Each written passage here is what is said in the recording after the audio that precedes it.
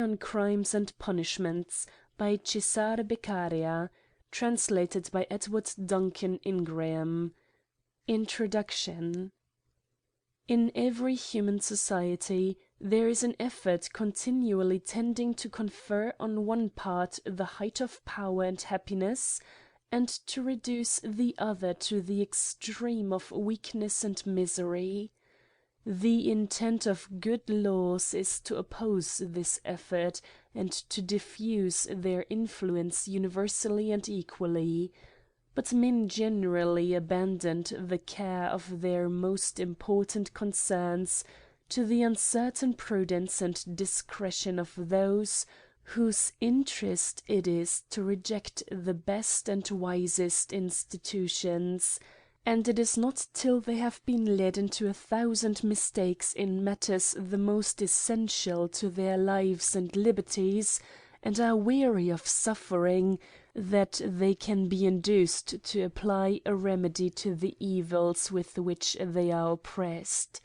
It is then they begin to conceive and acknowledge the most palpable truths, which, from their very simplicity, commonly escape vulgar minds, incapable of analyzing objects, accustomed to receive impressions without distinction, and to be determined rather by the opinions of others than by the result of their own examination. If we look into history, we shall find that laws which are, or ought to be, conventions between men in a state of freedom, have been, for the most part, the work of the passions of a few, or the consequences of a fortuitous or temporary necessity, not dictated by a cool examiner of human nature, who knew how to collect in one point the actions of a multitude, and had this only end in view, the greatest happiness of the greatest number. Happy are those few nations who have not waited till the slow succession of human vicissitudes should, from the extremity of evil, produce a transition to good, but by prudent laws have facilitated the progress from one to the other. And how great are the obligations due from mankind to that philosopher who, from the obscurity of his closet, had the courage to scatter among the multitude the seeds of useful truths, so long unfruitful. The art of printing has diffused the knowledge of those philosophical truths, by which the relations between sovereigns and their subjects, and between nations, are discovered. By this knowledge commerce is animated, and there has sprung up a spirit of emulation and industry worthy of rational beings. These are the produce of this enlightened age, but the cruelty of punishments, and the irregularity of proceedings in criminal cases, so principal a part of the legislation, and so much neglected throughout Europe, has hardly ever been called in question. Errors, accumulated through many centuries, have never yet been exposed by ascending to general principles, nor has the force of acknowledged truths been ever opposed to the unbounded licentiousness of ill-directed power, which has continually produced so many authorized examples of the most unfeeling barbarity. Surely the groans of the weak, sacrificed to the cruel ignorance and indolence of the powerful, the barbarous torments lavished and multiplied with useless severity for crimes either not proved or in their nature impossible, the filth and horrors of a prison increased by the most cruel tormentor of the miserable, uncertainty, ought to have roused the attention of those whose business is to direct the opinions of mankind. The immortal Montesquieu has but slightly touched on this subject. Truth, which is eternally the same, has obliged me to follow the steps of that great man, but the studious part of mankind, for whom I write, will easily distinguish the superstructure from the foundation. I shall be happy if, with him, I can obtain the secret thanks of the obscure and peaceful disciples of reason and philosophy, and excite that tender emotion in which sensible minds sympathize with him who pleads the cause of humanity. End of the introduction. Preface by the translator of M. de Voltaire's commentary.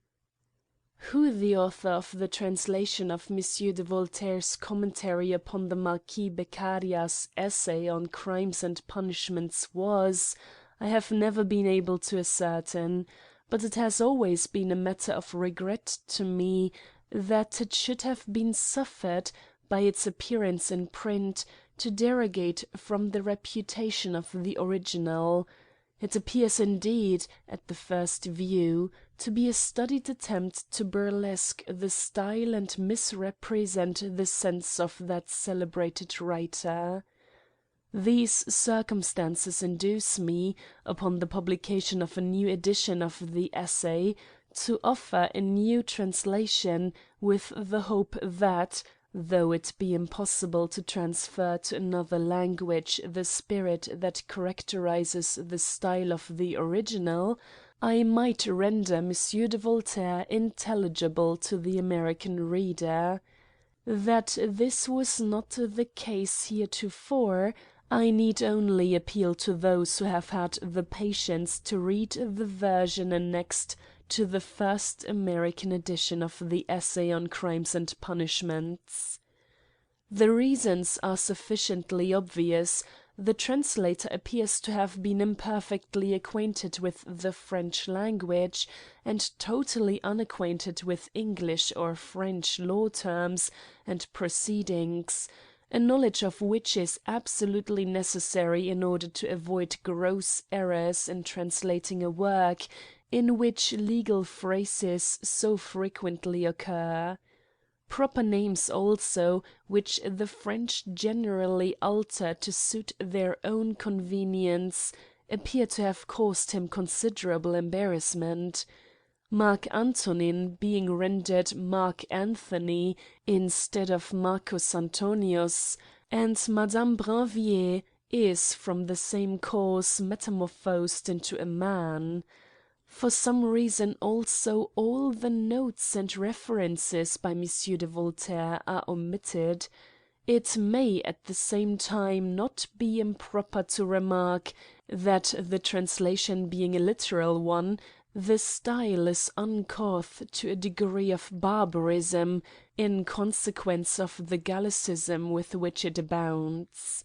Let it not be supposed, however, from my strictures upon another, that I am anxious to attract attention to my own work, or to deprecate criticism. Whatever pretensions I may have to notice are founded upon the belief that I have spared no pains to fulfil the first duty of a translator, a faithful adherence to the sense of my author, at the same time that I have endeavoured to do M. de Voltaire the justice to make him speak English. How far I have succeeded in my object is not for me to judge, nor shall I offer any apology for an attempt to render more intelligible any subject connected with the study or improvement of law, convinced that to make any exertion with that view is to fulfil one of the first duties which every man owes to his profession. Philadelphia, September 19th, 1819. Chapter 1. Of the Origin of Punishments. Laws are the conditions under which men, naturally independent, united themselves in society.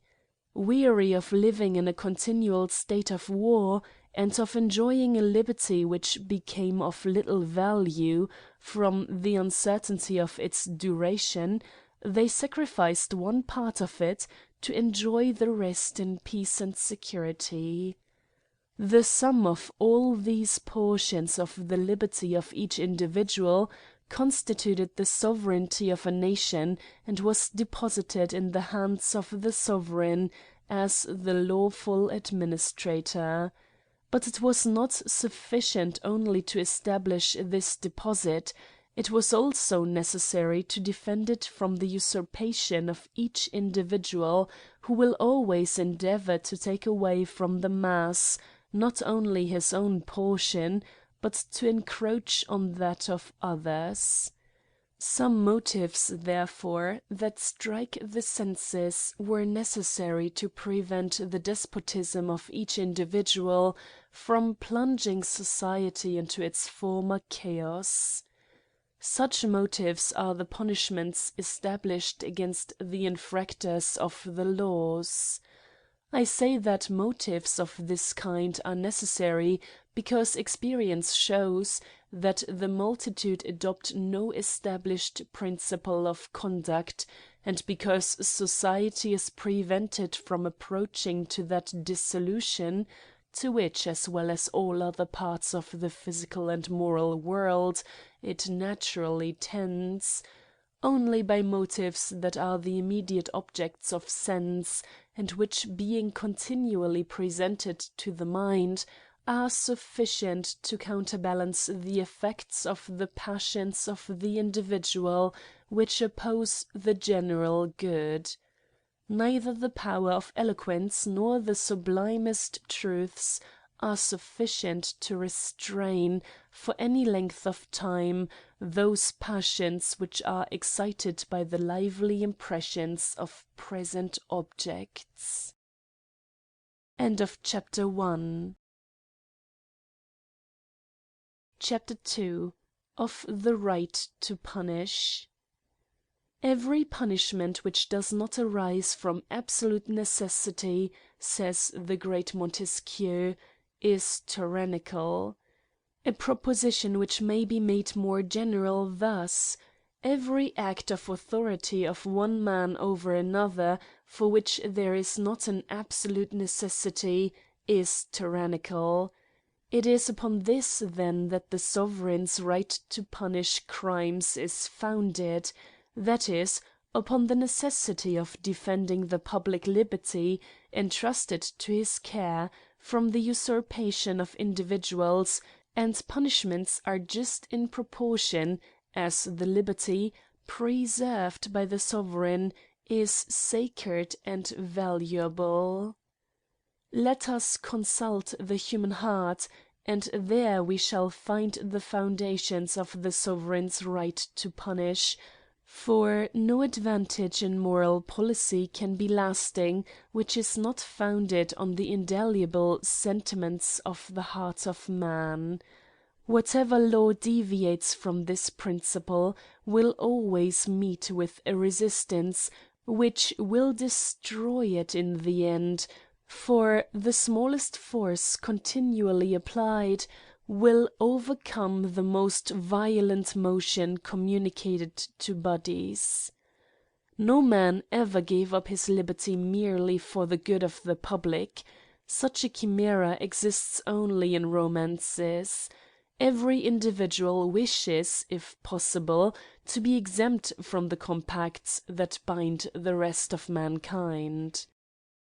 The multiplication of mankind, though slow, being too great for the means which the earth, in its natural state, offered to satisfy necessities which every day became more numerous, obliged men to separate again, and form new societies. These naturally opposed the first, and a state of war was transferred from individuals to nations. Thus it was necessity that forced men to give up a part of their liberty. It is certain then that every individual would choose to put into the public stock the smallest portion possible, as much only as was sufficient to engage others to defend it. The aggregate of these, the smallest portions possible, forms the right of punishing; all that extends beyond it is abuse, not justice. Observe that by justice I understand nothing more than that bond which is necessary to keep the interests of individuals united, without which men would return to their original state of barbarity. All punishments which exceed the necessity of preserving this bond are in their nature unjust. We should be cautious how we associate with the word justice an idea of anything real, such as a physical power, or a being that actually exists. I do not, by any means, speak of the justice of God, which is of another kind, and refers immediately to rewards and punishments in a life to come.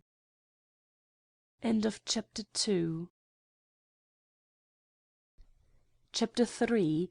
Consequences of the foregoing principles. The laws only can determine the punishment of crimes, and the authority of making penal laws can only reside with the legislator, who represents the whole society united by the social compact. No magistrate then, as he is one of the society, can, with justice, inflict on any other member of the same society punishment that is not ordained by the laws. But as a punishment, increased beyond the degree fixed by the law, is the just punishment with the addition of another, it follows that no magistrate, even under a pretence of zeal, or the public good, should increase the punishment already determined by the laws. If every individual be bound to society, society is equally bound to him, by a contract which, from its nature, equally binds both parties. This obligation, which descends from the throne to the cottage, and equally binds the highest and lowest of mankind, signifies nothing more than that it is the interest of all that conventions which are useful to the greatest number should be punctually observed. The violation of this compact by any individual is an introduction to anarchy. The sovereign, who represents the society itself, can only make general laws to bind the members, but it belongs not to him to judge whether any individual has violated the social compact, or incurred the punishment in consequence. For in this case there are two parties, one represented by the sovereign, who insists upon the violation of the contract, and the other is the person accused, who denies it. It is necessary then that there should be a third person to decide this contest, that is to say, a judge, or magistrate, from whose determination there should be no appeal, and this determination should consist of a simple affirmation or negation of fact. If it can only be proved that the severity of punishments, though not immediately contrary to the public good, or to the end for which they were intended, viz. to prevent crimes, be useless, then such severity would be contrary to those beneficent virtues which are the consequence of enlightened reason, which instructs the sovereign to wish rather to govern men in a state of freedom and happiness than of slavery. It would also be contrary to justice and the social compact. Chapter 4. Of the Interpretation of Laws.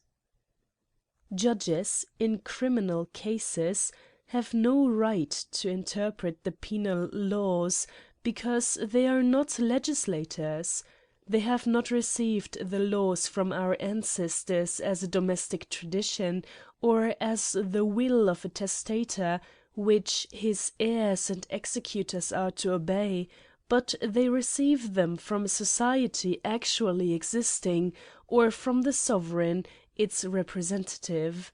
Even the authority of the laws is not founded on any pretended obligation or ancient convention, which must be null, as it cannot bind those who did not exist at the time of its institution, and unjust, as it would reduce men in the ages following to a herd of brutes, without any power of judging or acting.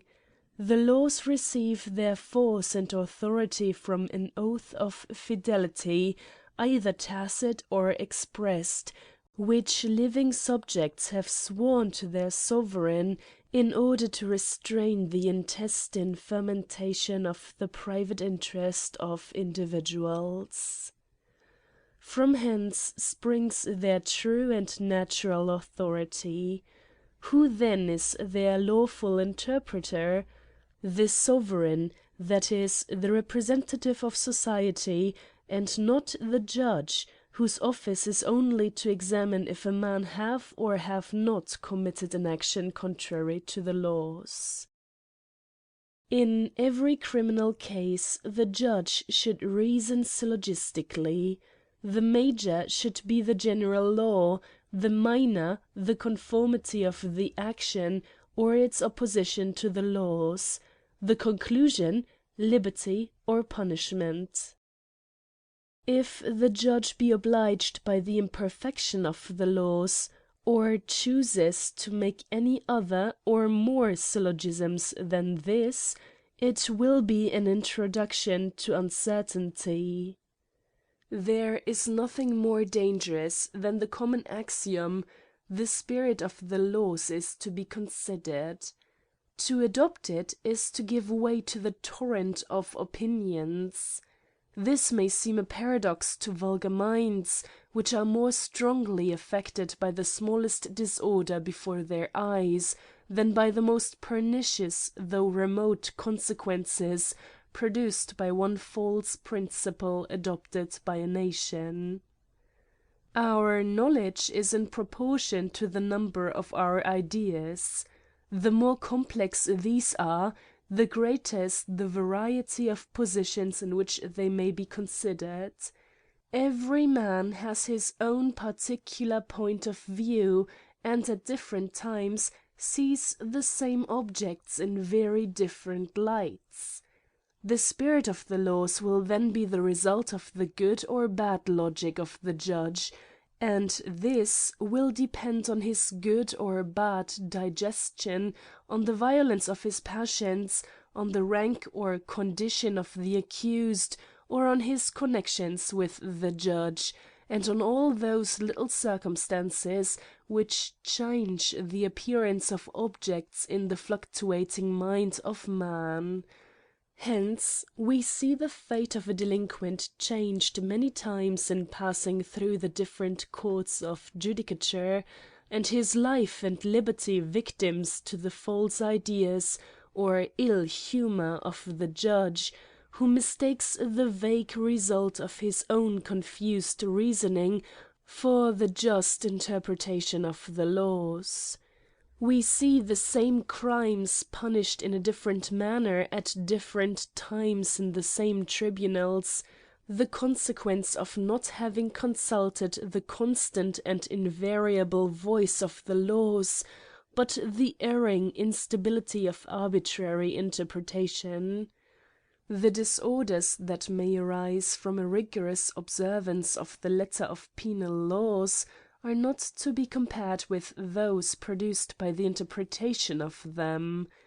The first are temporary inconveniences, which will oblige the legislature to correct the letter of the law, the want of preciseness and uncertainty of which has occasioned these disorders, and this will put a stop to the fatal liberty of explaining, the source of arbitrary and venal declamations.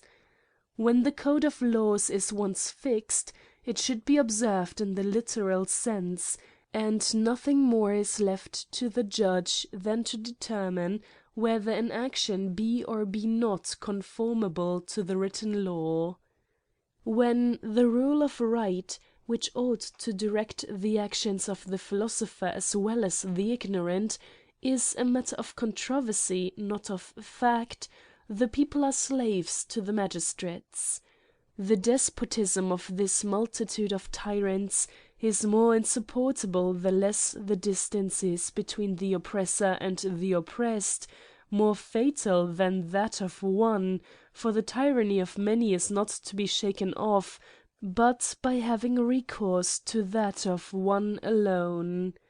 It is more cruel, as it meets with more opposition, and the cruelty of a tyrant is not in proportion to his strength, but to the obstacles that oppose him.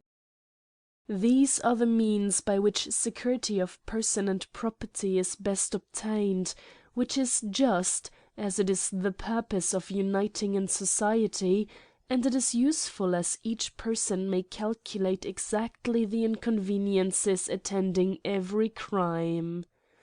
By these means, subjects will acquire a spirit of independence and liberty, however it may appear to those who dare to call the weakness of submitting blindly to their capricious and interested opinions by the sacred name of virtue. These principles will displease those who have made it a rule with themselves to transmit to their inferiors the tyranny they suffer from their superiors. I should have everything to fear if tyrants were to read my book. But tyrants never read. End of chapter 4. Chapter 5. Of the obscurity of laws. If the power of interpreting laws be an evil, obscurity in them must be another, as the former is the consequence of the latter.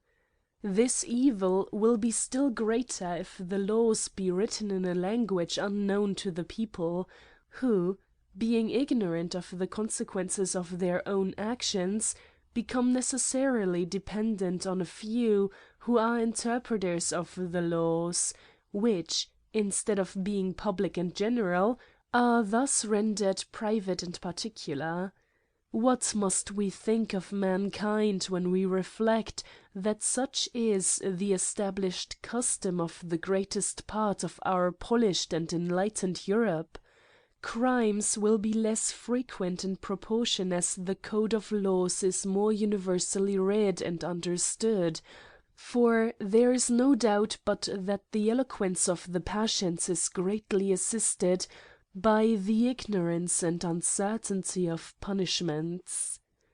Hence it follows that, without written laws, no society will ever acquire a fixed form of government, in which the power is vested in the whole, and not in any part of the society, and in which the laws are not to be altered but by the will of the whole, nor corrupted by the force of private interest.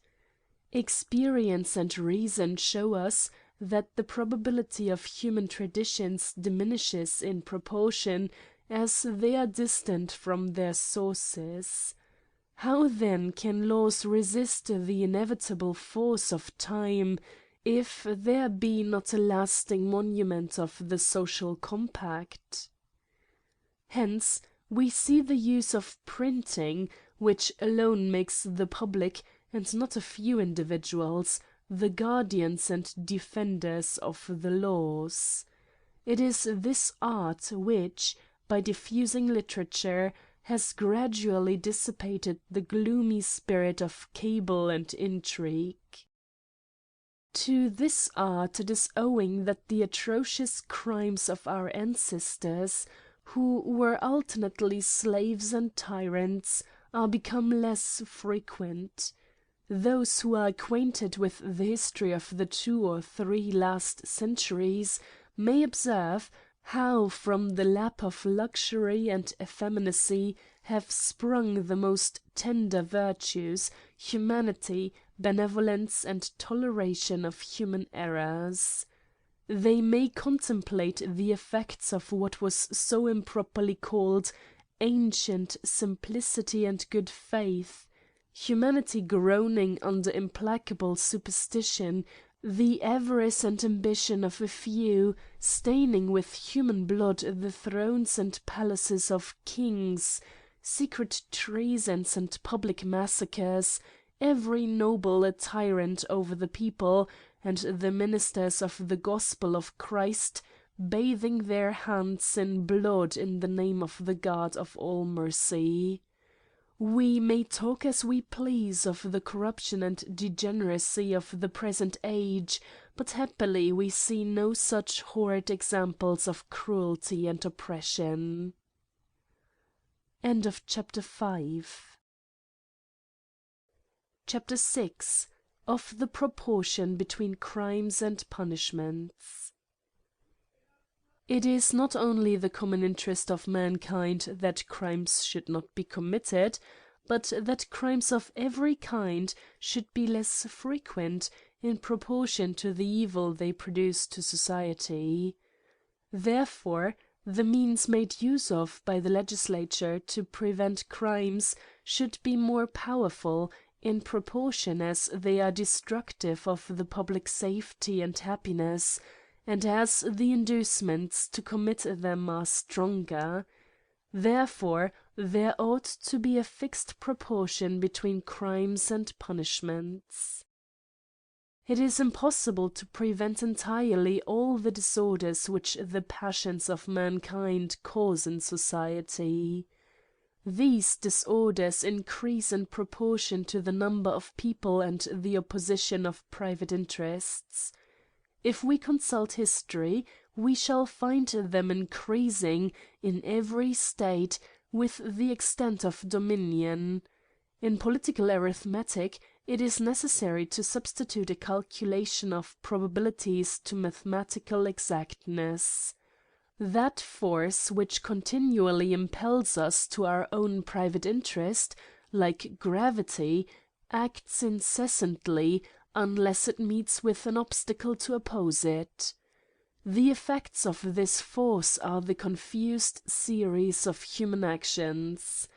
Punishments, which I would call political obstacles, prevent the fatal effects of private interests, without destroying the impelling cause, which is that sensibility inseparable from man. The legislator acts, in this case, like a skilful architect, who endeavours to counteract the force of gravity by combining the circumstances which may contribute to the strength of his edifice. The necessity of uniting in society being granted, together with the conventions which the opposite interests of individuals must necessarily require, a scale of crimes may be formed, of which the first degree should consist of those which immediately tend to the dissolution of society, and the last of the smallest possible injustice done to a private member of that society. Between these extremes will be comprehended all actions contrary to the public good, which are called criminal, and which descend by insensible degrees, decreasing from the highest to the lowest. If mathematical calculation could be applied to the obscure and infinite combinations of human actions, there might be a corresponding scale of punishments, descending from the greatest to the least, but it will be sufficient that the wise legislator mark the principal divisions without disturbing the order, left to crimes of the first degree to be assigned punishments of the last. If there were an exact and universal scale of crimes and punishments, We should there have a common measure of the degree of liberty and slavery, humanity and cruelty of different nations. Any action which is not comprehended in the above-mentioned scale will not be called a crime, or punished as such, except by those who have an interest in the denomination. The uncertainty of the extreme points of this scale hath produced a system of morality which contradicts the laws, a multitude of laws that contradict each other, and many which expose the best men to the severest punishments, rendering the ideas of vice and virtue vague and fluctuating, and even their existence doubtful. Hence that fatal lethargy of political bodies which terminates in their destruction. Whoever reads, with a philosophic eye, the history of nations and their laws, will generally find that the ideas of virtue and vice, of a good or a bad citizen, change with the revolution of ages, not in proportion to the alteration of circumstances, and consequently conformable to the common good, but in proportion to the passions and errors by which the different lawgivers were successively influenced. He will frequently observe that the passions and vices of one age are the foundation of the morality of the following; that violent passion, the offspring of fanaticism and enthusiasm, being weakened by time, which reduces all the phenomena of the natural and moral world to an equality, become, by degrees, the prudence of the age, and a useful instrument in the hands of the powerful or artful politician. Hence the uncertainty of our notions of honour and virtue, an uncertainty which will ever remain, because they change with the revolutions of time, and names survive the things they originally signified; they change with the boundaries of states, which are often the same both in physical and moral geography. Pleasure and pain are the only springs of actions in beings endowed with sensibility. Even amongst the motives which incite men to acts of religion, the invisible legislator has ordained rewards and punishments. From a partial distribution of these will arise that contradiction, so little observed because so common, I mean that of punishing by the laws the crimes which the laws have occasioned. If an equal punishment be ordained for two crimes that injure society in different degrees, there is nothing to deter men from committing the greater as often as it is attended with greater advantage.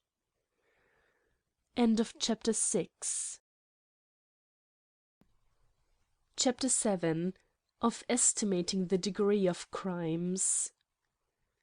The foregoing reflections authorize me to assert that crimes are only to be measured by the injury done to society.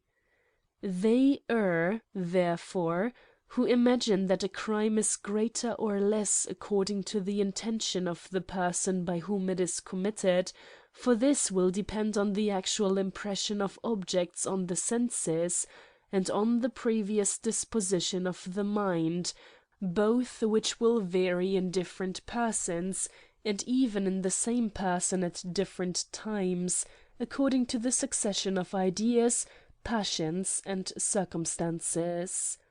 Upon that system it would be necessary to form, not only a particular code for every individual, but a new penal law for every crime. Men, often with the best intention, do the greatest injury to society, and with the worst, do it the most essential services.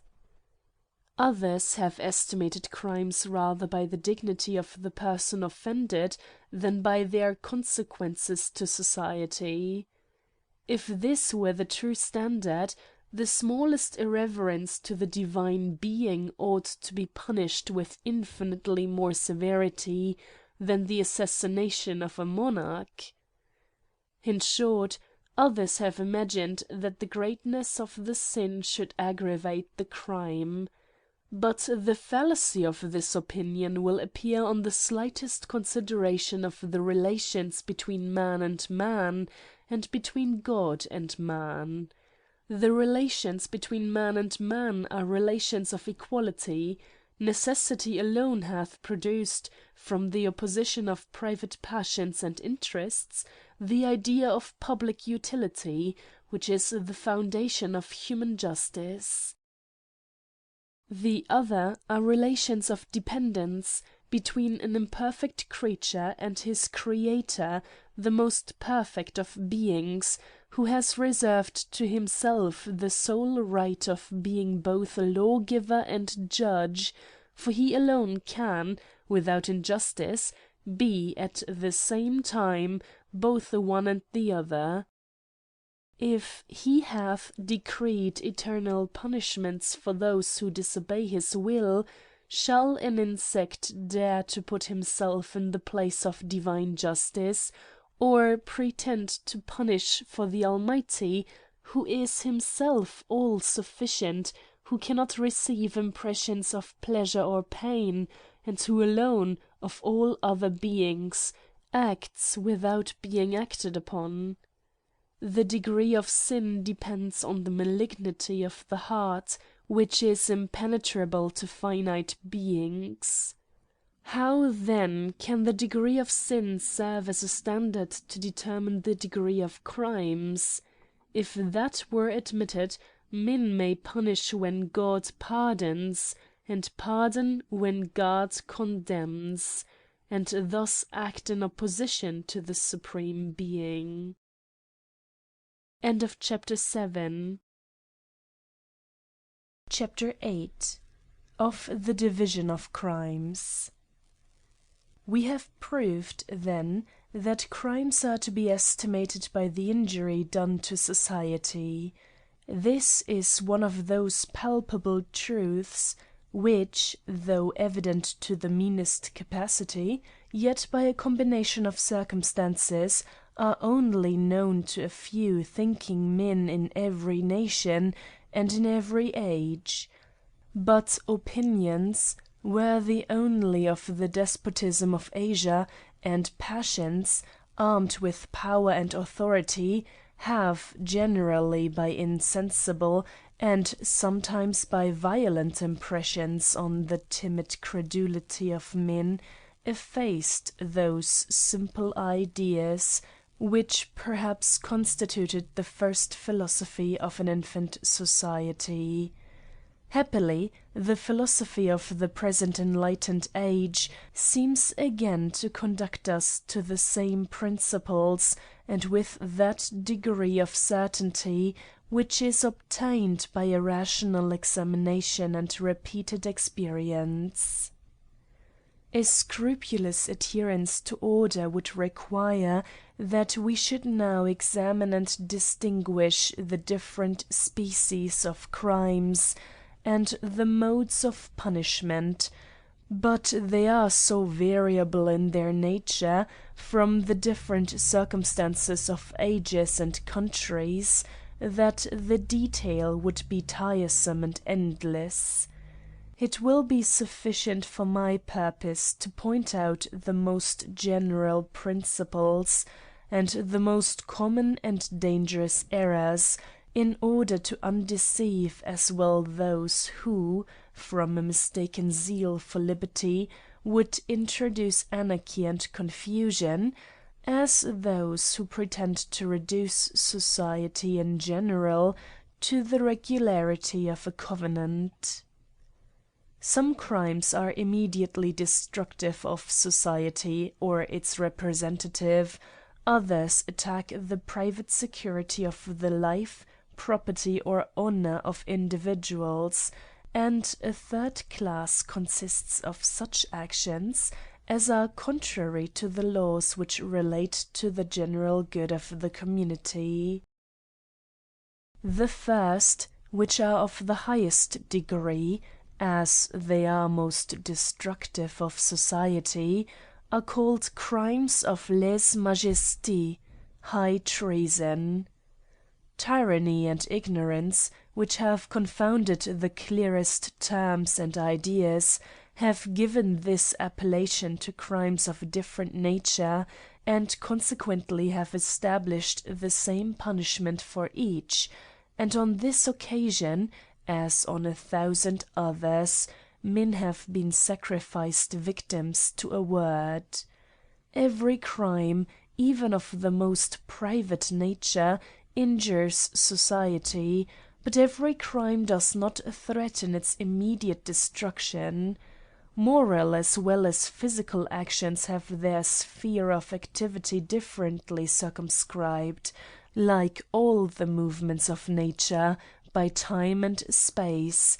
It is therefore a sophistical interpretation, the common philosophy of slaves, that would confound the limits of things established by eternal truth. To these succeed crimes which are destructive of the security of individuals. This security being the principal end of all society, and to which every citizen hath an undoubted right, it becomes indispensably necessary that to these crimes the greatest of punishments should be assigned.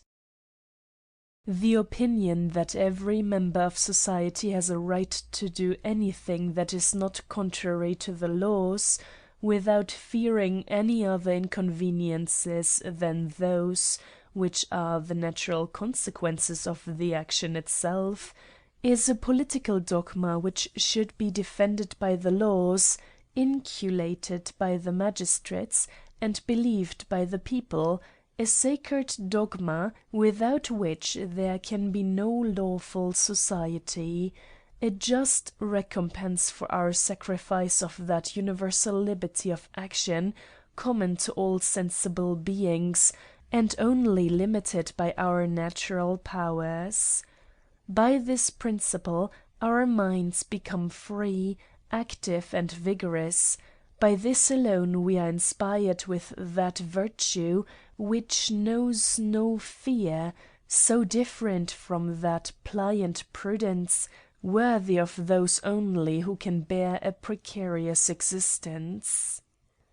Attempts, therefore, against the life and liberty of a citizen are crimes of the highest nature. Under this head we comprehend not only assassinations and robberies committed by the populace, but by grandees and magistrates, whose example acts with more force, and at a greater distance, destroying the ideas of justice and duty among the subjects, and substituting that of the right of the strongest, equally dangerous to those who exercise it, and to those who suffer. End of chapter 8. Chapter 9. Of Honor. There is a remarkable difference between the civil laws, those jealous guardians of life and property, and the laws of what is called honor, which particularly respects the opinion of others. Honor is a term which has been the foundation of many long and brilliant reasonings, without annexing to it any precise or fixed idea. How miserable is the condition of the human mind, to which the most distant and least essential matters, the revolutions of the heavenly bodies, are more distinctly known than the most interesting truths of morality, which are always confused and fluctuating, as they happen to be driven by the gales of passion, or received and transmitted by ignorance. But this will cease to appear strange if it be considered that as objects when too near the eye appear confused, so the too great vicinity of the ideas of morality is the reason why the simple ideas of which they are composed are easily confounded, but which must be separated before we can investigate the phenomena of human sensibility, and the intelligent observer of human nature will cease to be surprised that so many ties and such an apparatus of morality are necessary to the security and happiness of mankind. Honor, then, is one of those complex ideas which are an aggregate not only of simple ones, but others so complicated that in their various modes of affecting the human mind, they sometimes admit and sometimes exclude part of the elements of which they are composed, retaining only some few of the most common, as many algebraic quantities admit one common divisor. To find this common divisor of the different ideas attached to the word honor, it will be necessary to go back to the original formation of society. The first laws and the first magistrates owed their existence to the necessity of preventing the disorders which the natural despotism of individuals would unavoidably produce. This was the object of the establishment of society, and was, either in reality or in appearance, the principal design of all codes of laws, even the most pernicious. But the more intimate connections of men, and the progress of their knowledge, gave rise to an infinite number of necessities and mutual acts of friendship between the members of society. These necessities were not foreseen by the laws, and could not be satisfied by the actual power of each individual. At this epocha began to be established the despotism of opinion, as being the only means of obtaining those benefits which the law could not procure, and of removing those evils against which the laws were no security. It is opinion, that tormentor of the wise and the ignorant, that has exalted the appearance of virtue above virtue itself. Hence the esteem of men becomes not only useful, but necessary to every one, to prevent his sinking below the common level. The ambitious man grasps at it, as being necessary to his designs; the vain man sues for it, as a testimony of his merit; the honest man demands it as his due, and most men consider it as necessary to their existence. Honor, being produced after the formation of society, could not be a part of the common deposit, and therefore, whilst we act under its influence, we return, for that instance, to a state of nature, and withdraw ourselves from the laws, which, in this case, are insufficient for our protection. Hence it follows, in extreme political liberty and in absolute despotism, all ideas of honor disappear, or are confounded with others.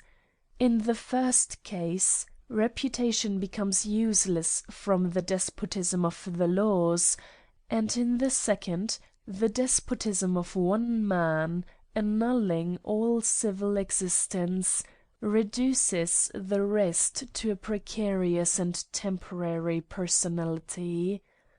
Honor, then, is one of the fundamental principles of those monarchies which are a limited despotism, and in these, like revolutions in despotic states, it is a momentary return to the state of nature and original equality.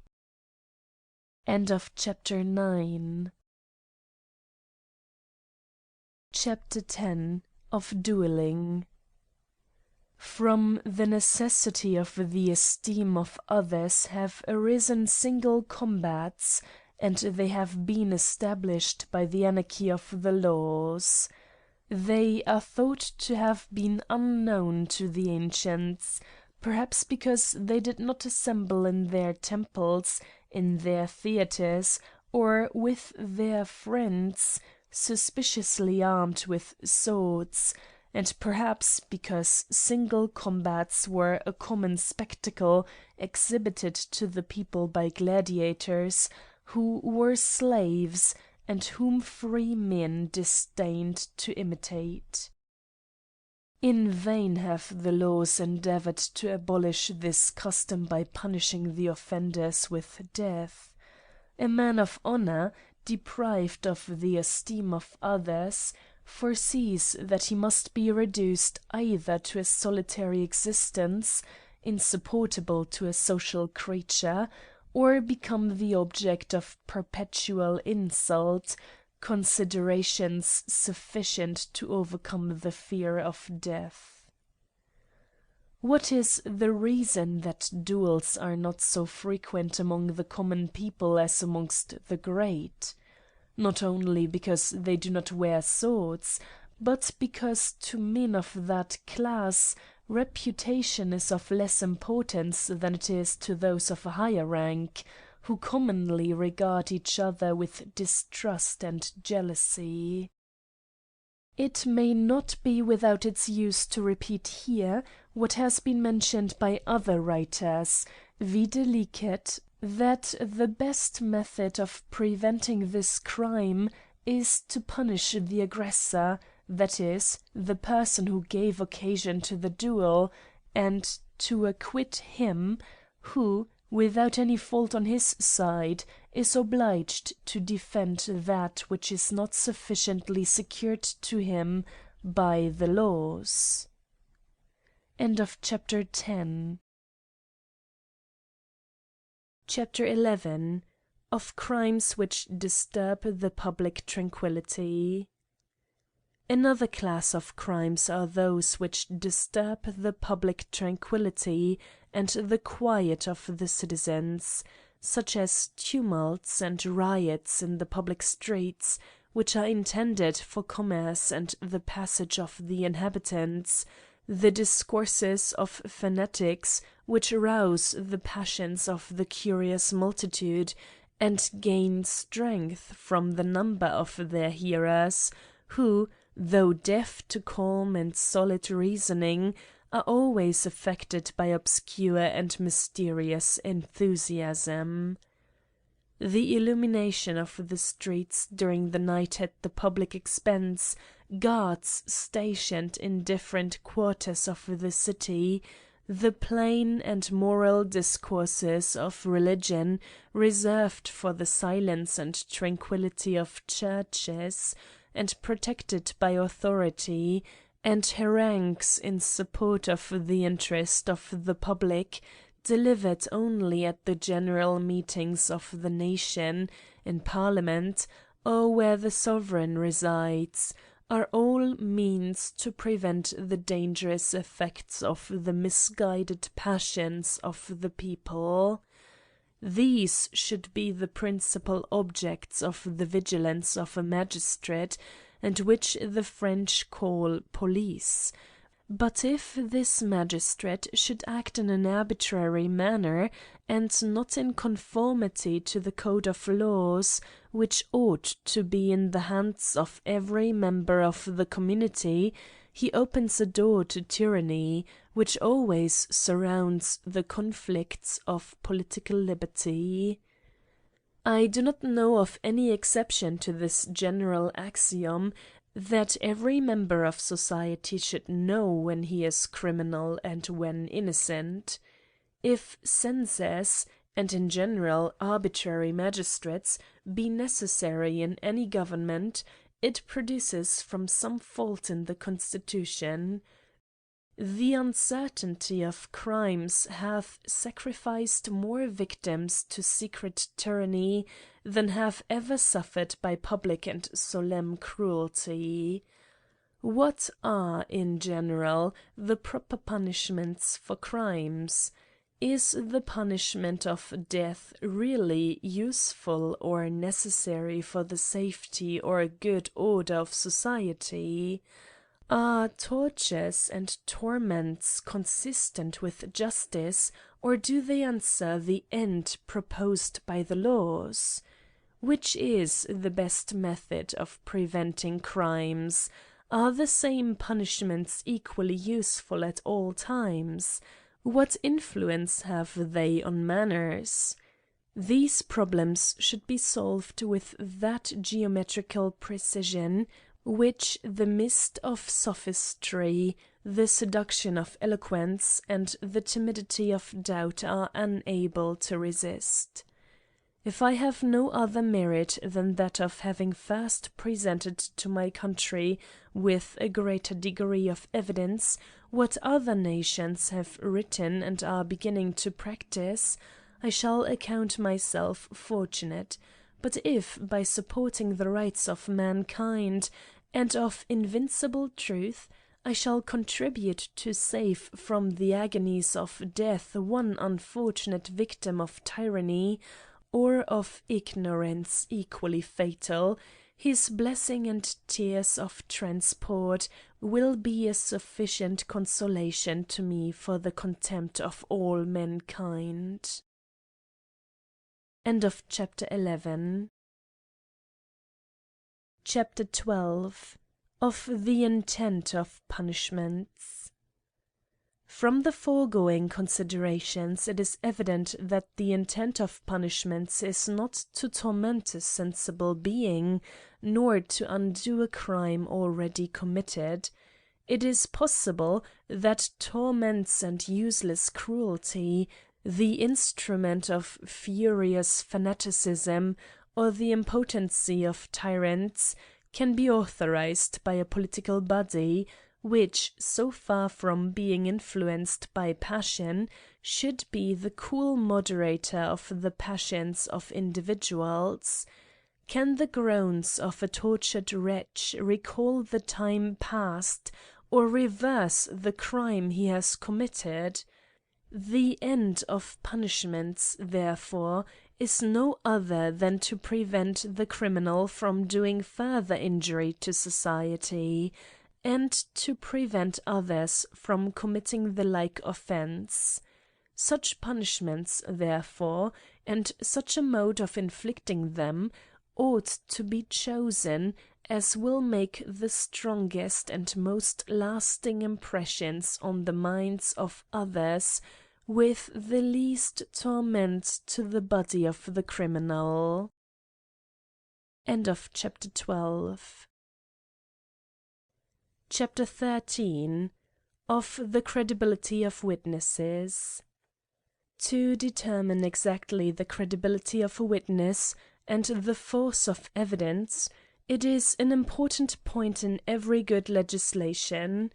Every man of common sense, that is, every one whose ideas have some connection with each other, and whose sensations are conformable to those of other men, may be a witness.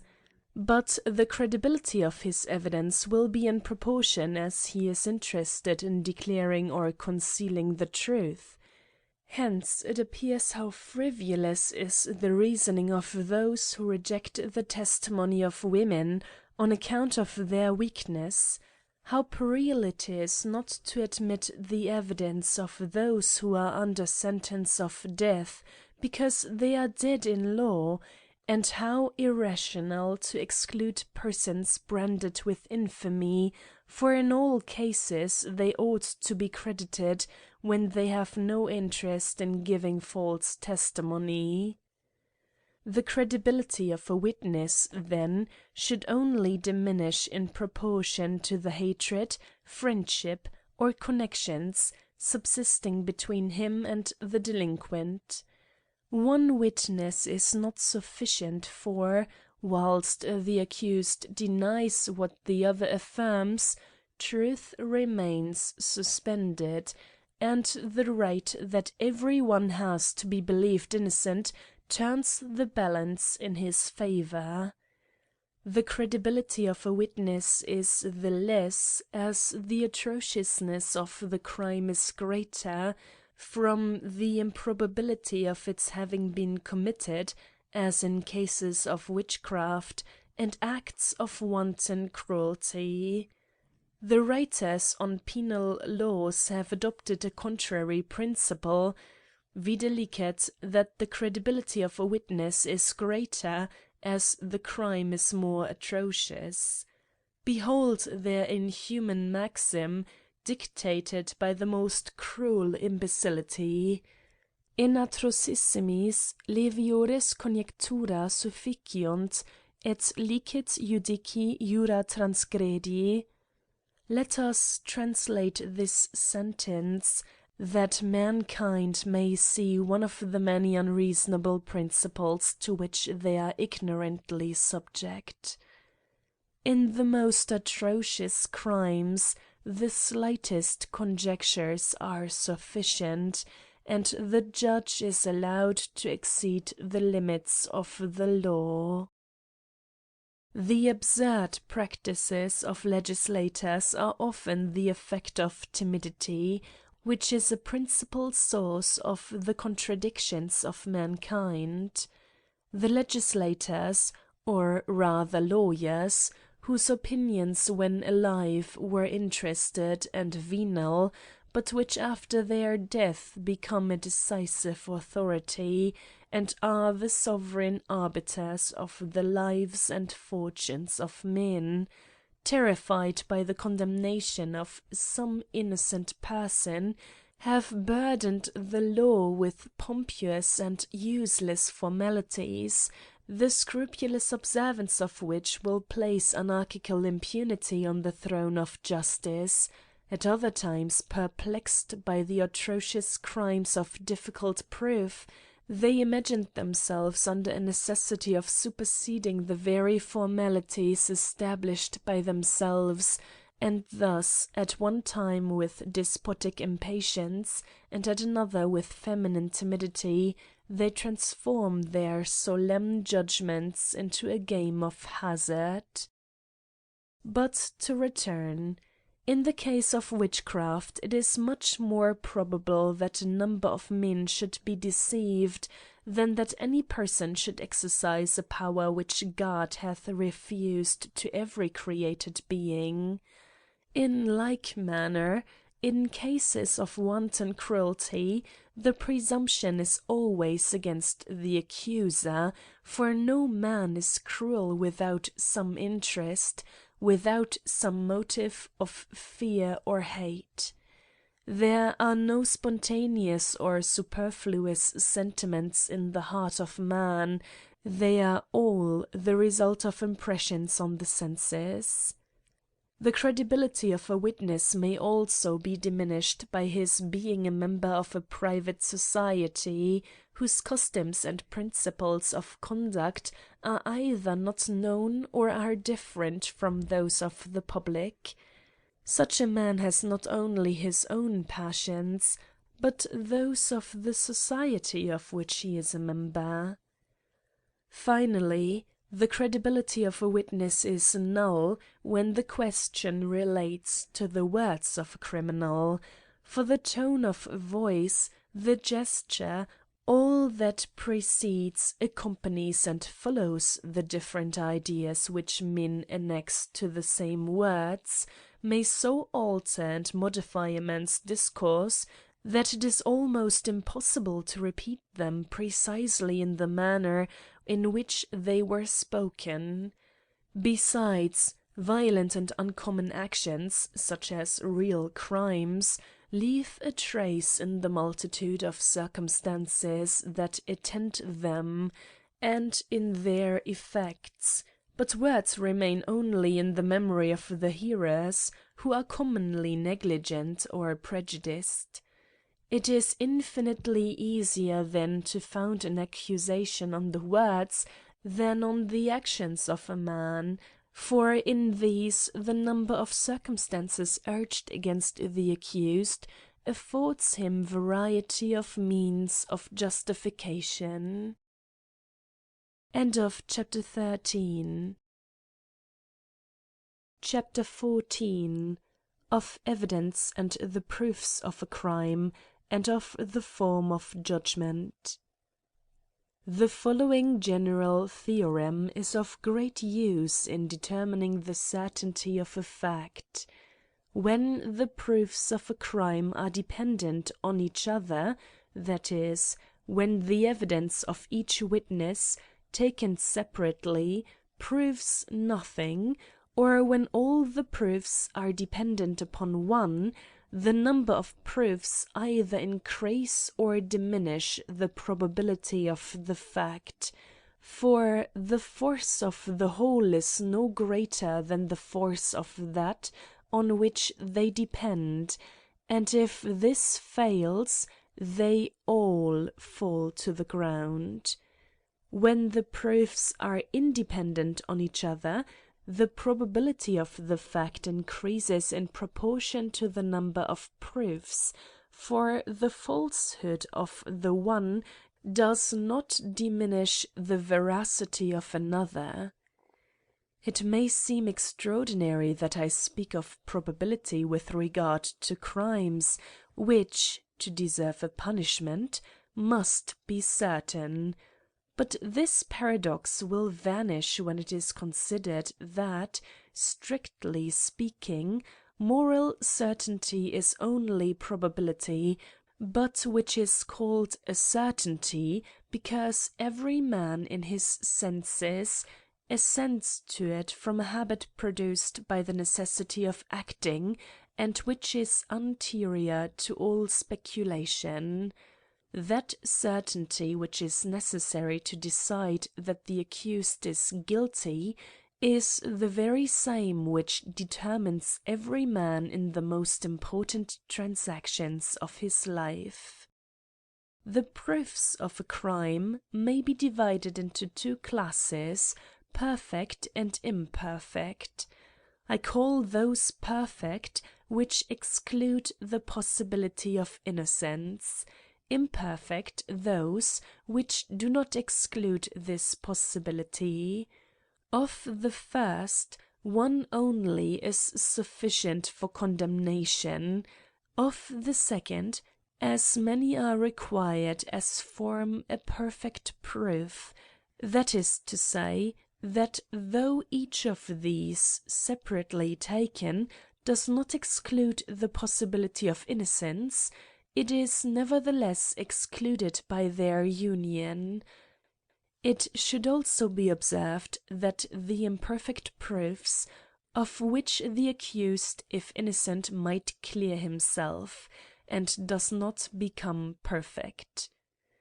But it is much easier to feel this moral certainty of proofs than to define it exactly. For this reason I think it an excellent law which establishes assistance to the principal judge, and those chosen by lot, for that ignorance which judges by its feelings is less subject to error than the knowledge or the laws which judges by opinion. Where the laws are clear and precise, the office of the judge is merely to ascertain the fact.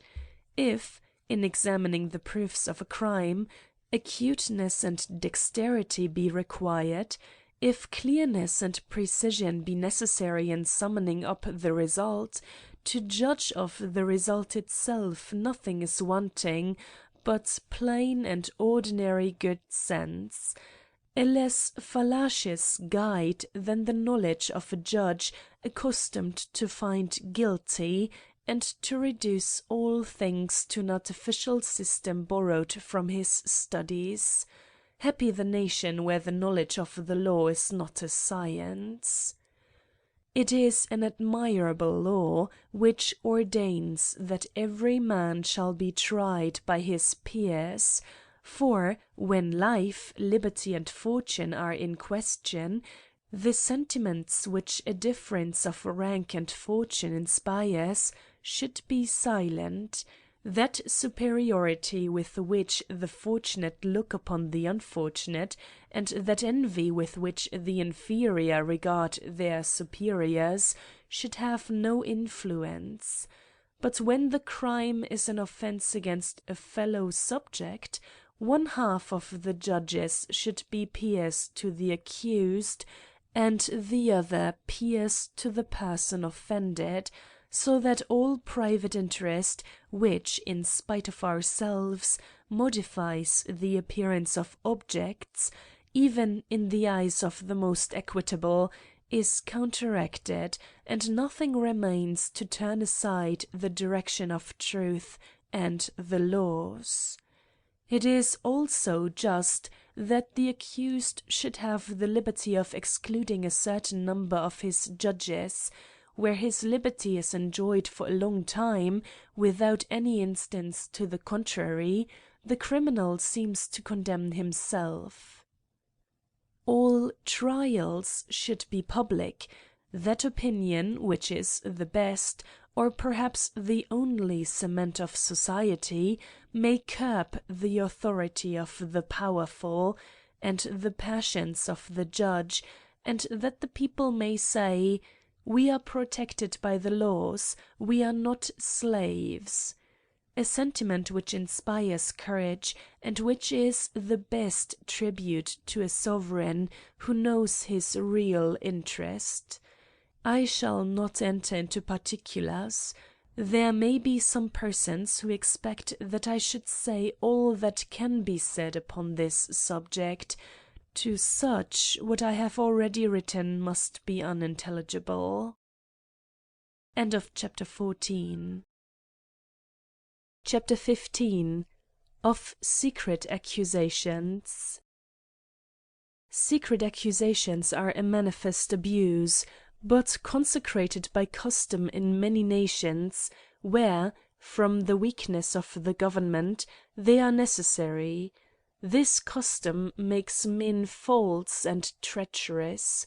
Whoever suspects another to be an informer beholds in him an enemy, and from thence mankind are accustomed to disguise their real sentiments, and from the habit of concealing them from others, they at last even hide them from themselves.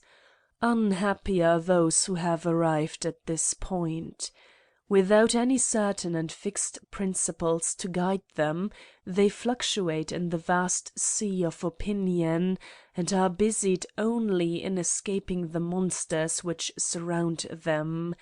To those the present is always embittered by the uncertainty of the future. Deprived of the pleasures of tranquility and security, some fleeting moments of happiness, scattered thinly through their wretched lives, console them for the misery of existing. Shall we, amongst such men, find intrepid soldiers to defend their king and country? Amongst such men shall we find incorruptible magistrates, who, with the spirit of freedom and patriotic eloquence, will support and explain the true interest of their sovereign, who, with the tributes, offer up at the throne of love and blessing of the people, and thus bestow on the palaces of the great and the humble cottage peace and security, and to the industrious a prospect of bettering their lot, that useful ferment and vital principle of states. Who can defend himself from calumny, armed with that impenetrable shield of tyranny, secrecy? What a miserable government must that be, where the sovereign suspects an enemy in every subject, and, to secure the tranquility of the public, is obliged to sacrifice the repose of every individual? By what argument is it pretended that secret accusations may be justified? The public safety, say they, and the security and maintenance of the established form of government. But what a strange constitution is that, where the government, which hath in its favour not only power, but opinion, still more efficacious, yet fears its own subjects. The indemnity of the informer, do not the laws defend him sufficiently, and are the subjects more powerful than the laws? The necessity of protecting the informer from infamy, then secret calumny is authorized and punished only when public. The nature of the crime, if actions indifferent in themselves or even useful to the public were called crimes, both the accusation and the trial could never be too secret. But can there be any crime committed against the public which ought not to be publicly punished? I respect all governments, and I speak not of any one in particular. Such may sometimes be the nature of circumstances, that when the abuses are inherent in the constitution, it may be imagined that to rectify them would be to destroy the constitution itself. But were I to dictate new laws in a remote corner of the universe, the good of posterity, ever present to my mind, would hold back my trembling hand, and prevent me from authorizing secret accusations. Public accusations, says Montesquieu, are more conformable to the nature of a republic, where zeal for the public good is the principal passion of a citizen, than of a monarchy, in which, as this sentiment is very feeble, from the nature of the government, the best establishment is that of commissioners, who, in the name of the public, accuse the infractors of the laws. But in all governments, as well in a republic as in a monarchy, the punishment due to the crime of which one accuses another ought to be inflicted on the informer. End of chapter 15. Chapter 16. Of Torture. The torture of a criminal during the course of his trial is a cruelty consecrated by custom in most nations. It is used with an intent either to make him confess his crime, or to explain some contradictions into which he had been led during his examination, or discover his accomplices, or for some kind of metaphysical and incomprehensible purgation of infamy, or, finally, in order to discover other crimes of which he is not accused, but of which he may be guilty. No man can be judged a criminal until he be found guilty, nor can society take from him the public protection until it have been found that he has violated the conditions on which it was granted. What right, then, but that of power, can authorize the punishment of a citizen so long as there remains any doubt of his guilt? The dilemma is frequent: either he is guilty or not guilty. If guilty, he should only suffer the punishment ordained by the laws, and torture becomes useless, as his confession is unnecessary. If he be not guilty, you torture the innocent, for, in the eye of the law, every man is innocent whose crime has not been proved. Besides, it is confounding all relations to expect that a man should be both the accuser and accused, and that pain should be the test of truth, as if truth resided in the muscles and fibres of a wretch in torture.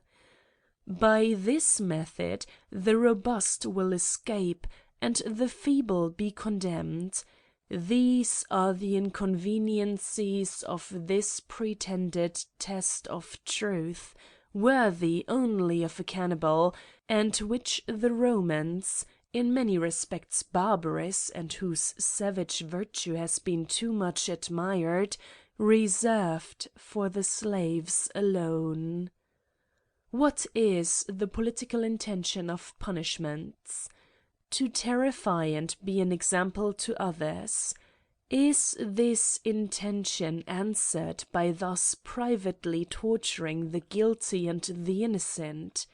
It is doubtless of importance that no crime should remain unpunished, but it is useless to make a public example of the author of a crime hid in darkness. A crime already committed, and for which there can be no remedy, can only be punished by a political society with an intention that no hopes of impunity should induce others to commit the same. If it be true that the number of those who from fear or virtue respect the laws is greater than of those by whom they are violated, the risk of torturing an innocent person is greater, as there is a greater probability that, ceteris paribus, an individual has observed than that he has infringed the laws. There is another ridiculous motive for torture, namely, to purge a man from infamy. Ought such an abuse to be tolerated in the 18th century? Can pain, which is a sensation, have any connection with a moral sentiment, a matter of opinion? Perhaps the rack may be considered as the refiner's furnace. It is not difficult to trace this senseless law to its origin. For an absurdity, adopted by a whole nation, must have some affinity with other ideas established and respected by the same nation. This custom seems to be the offspring of religion, by which mankind, in all nations and in all ages, are so generally influenced. We are taught by our infallible Church that those stains of sin contracted through human frailty, and which have not deserved the eternal anger of the Almighty, are to be purged away in another life by an incomprehensible fire. Now infamy is a stain, and if the punishments and fire of purgatory can take away all spiritual stains, why should not the pain of torture take away those of a civil nature? I imagine that the confession of a criminal, which in some tribunals is required as being essential to his condemnation, has a similar origin, and has been taken from the mysterious tribunal of penitence, where the confession of sins is a necessary part of the sacrament. Thus have men abused the unerring light of revelation, and in the times of traceable ignorance, having no other, they naturally had recourse to it on every occasion, making the most remote and absurd applications. Moreover, infamy is a sentiment regulated neither by the laws nor by reason, but entirely by opinion. But torture renders the victim infamous, and therefore cannot take infamy away. Another intention of torture is to oblige the supposed criminal to reconcile the contradictions into which he may have fallen during his examination, as if the dread of punishment, the uncertainty of his fate, the solemnity of the court, the majesty of the judge, and the ignorance of the accused were not abundantly sufficient to account for contradictions, which are so common to men even in a state of tranquility, and which must necessarily be multiplied by the perturbation of the mind of a man entirely engaged in the thoughts of saving himself from imminent danger. This infinite test of truth is a remaining monument of that ancient and savage legislation, in which trials by fire, by boiling water, or the uncertainty of combats, were called judgments of God, as if the links of that eternal chain, whose beginning is in the breast of the first cause of all things, could ever be disunited by the institutions of men. The only difference between torture and trials by fire and boiling water is, that the event of the first depends on the will of the accused, and of the second on a fact entirely physical and external, but this difference is apparent only, not real. A man on the rack, in the convulsions of torture, has it as little in his power to declare the truth, as, in former times, to prevent without fraud the effects of fire or boiling water. Every act of the will is invariably in proportion to the force of the impressions on our senses. The impression of pain, then, may increase to such a degree that, occupying the mind entirely, it will compel the sufferer to use the shortest method of freeing himself from torment. His answer, therefore, will be an effect as necessary as that of fire or boiling water, and he will accuse himself of crimes of which he is innocent, so that the very means employed to distinguish the innocent from the guilty will most effectually destroy all difference between them. It would be superfluous to confirm these reflections by examples of innocent persons, who, from the agony of torture, have confessed themselves guilty. Innumerable instances may be found in all nations and in every age. How amazing that mankind have always neglected to draw the natural conclusion! Lives there a man who, if he has carried his thoughts ever so little beyond the necessities of life, when he reflects on such cruelty, is not tempted to fly from society and return to his natural state of independence? The result of torture, then, is a matter of calculation, and depends on the constitution, which differs in every individual, and it is in proportion to his strength and sensibility, so that to discover truth by this method is a problem which may be better solved by a mathematician than by a judge, and may be thus stated.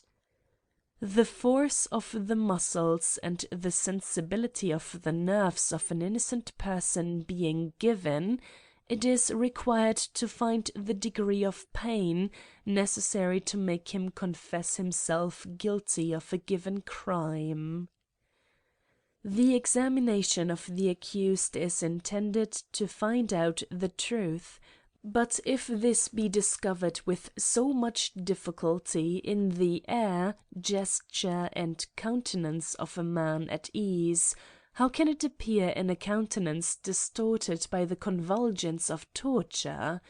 Every violent action destroys those small alterations in the features which sometimes disclose the sentiments of the heart. These truths were known to the Roman legislators, amongst whom, as I have already observed, slaves only, who were not considered as citizens, were tortured. They are known to the English, a nation in which the progress of science, superiority in commerce, riches and power, its natural consequences, together with the numerous examples of virtue and courage, leave no doubt of the excellence of its laws. They have been acknowledged in Sweden, where torture has been abolished. They are known to one of the wisest monarchs in Europe, who, having seated philosophy on the throne by his beneficent legislation, has made his subjects free, though dependent on the laws, the only freedom that reasonable men can desire in the present state of things.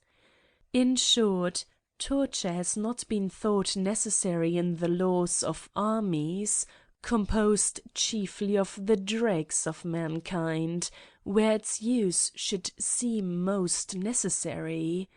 Strange phenomenon, that a set of men, hardened by slaughter and familiar with blood, should teach humanity to the sons of peace. It appears also that these truths were known, though imperfectly, even to those by whom torture has been most frequently practiced, for a confession made during torture is null if it be not afterwards confirmed by an oath, which, if the criminal refuses, he is tortured again. Some civilians and some nations permit this infamous petitio principii to be only 3 times repeated, and others leave it to the discretion of the judge. Therefore, of 2 men equally innocent or equally guilty, the most robust and resolute will be acquitted, and the weakest and most pusillanimous will be condemned, in consequence of the following excellent mode of reasoning. I, the judge, must find someone guilty. Thou, who art a strong fellow, hast been able to resist the force of torment, therefore I acquit thee. Thou, being weaker, hast yielded to it, I therefore condemn thee. I am sensible that the confession which was extorted from thee has no weight, but if thou dost not confirm by oath what thou hast already confessed, I will have thee tormented again. A very strange but necessary consequence of the use of torture is, that the case of the innocent is worse than that of the guilty. With regard to the first, either he confesses the crime which he has not committed, and is condemned, or he is acquitted, and has suffered a punishment he did not deserve. On the contrary, the person who is really guilty has the most favourable side of the question, for if he supports the torture with firmness and resolution, he is acquitted, and has gained, having exchanged a greater punishment for a less. The law by which torture is authorized says, "Men be insensible to pain." Nature has indeed given you an irresistible self-love and an unalienable right of self-preservation, but I create in you a contrary sentiment, a heroical hatred of yourselves. I command you to accuse yourselves and to declare the truth amidst the tearing of your flesh and the dislocation of your bones. Torture is used to discover whether the criminal be guilty of other crimes besides those of which he is accused, which is equivalent to the following reasoning. Thou art guilty of one crime, therefore it is possible that thou mayest have committed 1,000 others. But the affair being doubtful, I must try it by my criterion of truth. The laws order thee to be tormented because thou art guilty, because thou mayest be guilty, and because I choose thou shouldst be guilty. Torture is used to make the criminal discover his accomplices, but if it has been demonstrated that it is not a proper means of discovering truth, how can it serve to discover the accomplices which is one of the truths required? Will not the man who accuses himself yet more readily accuse others? Besides, is it just to torment one man of the crime of another? May not the accomplices be found out by the examination of the witnesses, or of the criminal, from the evidence or from the nature of the crime itself? In short, by all the means that have been used to prove the guilt of the prisoner. The accomplices commonly fly when their comrade is taken. The uncertainty of their fate condemns them to perpetual exile and frees society from the danger of further injury, whilst the punishment of the criminal, by deterring others, answers the purpose for which it was ordained. End of chapter 16. Chapter 17. Of pecuniary punishments. There was a time when all punishments were pecuniary. The crimes of the subjects were the inheritance of the prince. An injury done to society was a favour to the crown, and the sovereign and magistrates, those guardians of the public security, were interested in the violation of the laws. Crimes were tried, at that time, in a court of exchequer, and the cause became a civil suit between the person accused and the crown. The magistrate then had other powers than were necessary for the public welfare, and the criminal suffered other punishments than the necessity of example required. The judge was rather a collector for the crown, an agent for the treasury, than a protector and minister of the laws. But according to this system, for a man to confess himself guilty was to acknowledge himself a debtor to the crown, which was and is at present, the effects continuing after the causes have ceased, the intent of all criminal causes. Thus, the criminal who refuses to confess his crime, though convicted by the most undoubted proofs, will suffer a less punishment than if he had confessed, and he will not be put to the torture to oblige him to confess other crimes which he might have committed, as he has not confessed the principal. But the confession being once obtained, the judge becomes master of his body, and torments him with a studied formality, in order to squeeze out of him all the profit possible.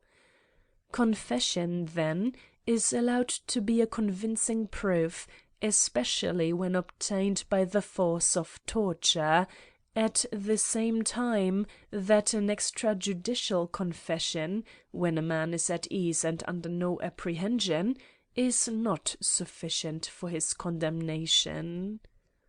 All inquiries which may serve to clear up the fact, but which may weaken the pretensions of the crown, are excluded. It was not from compassion to the criminal, or from considerations of humanity, that torments were sometimes spared, but out of fear of losing those rights which at present appear chimerical and inconceivable. The judge becomes an enemy to the accused, to a wretch a prey to the horrors of a dungeon, to torture, to death, and an uncertain futurity, more terrible than all. He inquires not into the truth of the fact, but the nature of the crime. He lays snares to make him convict himself. He fears lest he should not succeed in finding him guilty, and lest that infallibility which every man arrogates to himself should be called in question.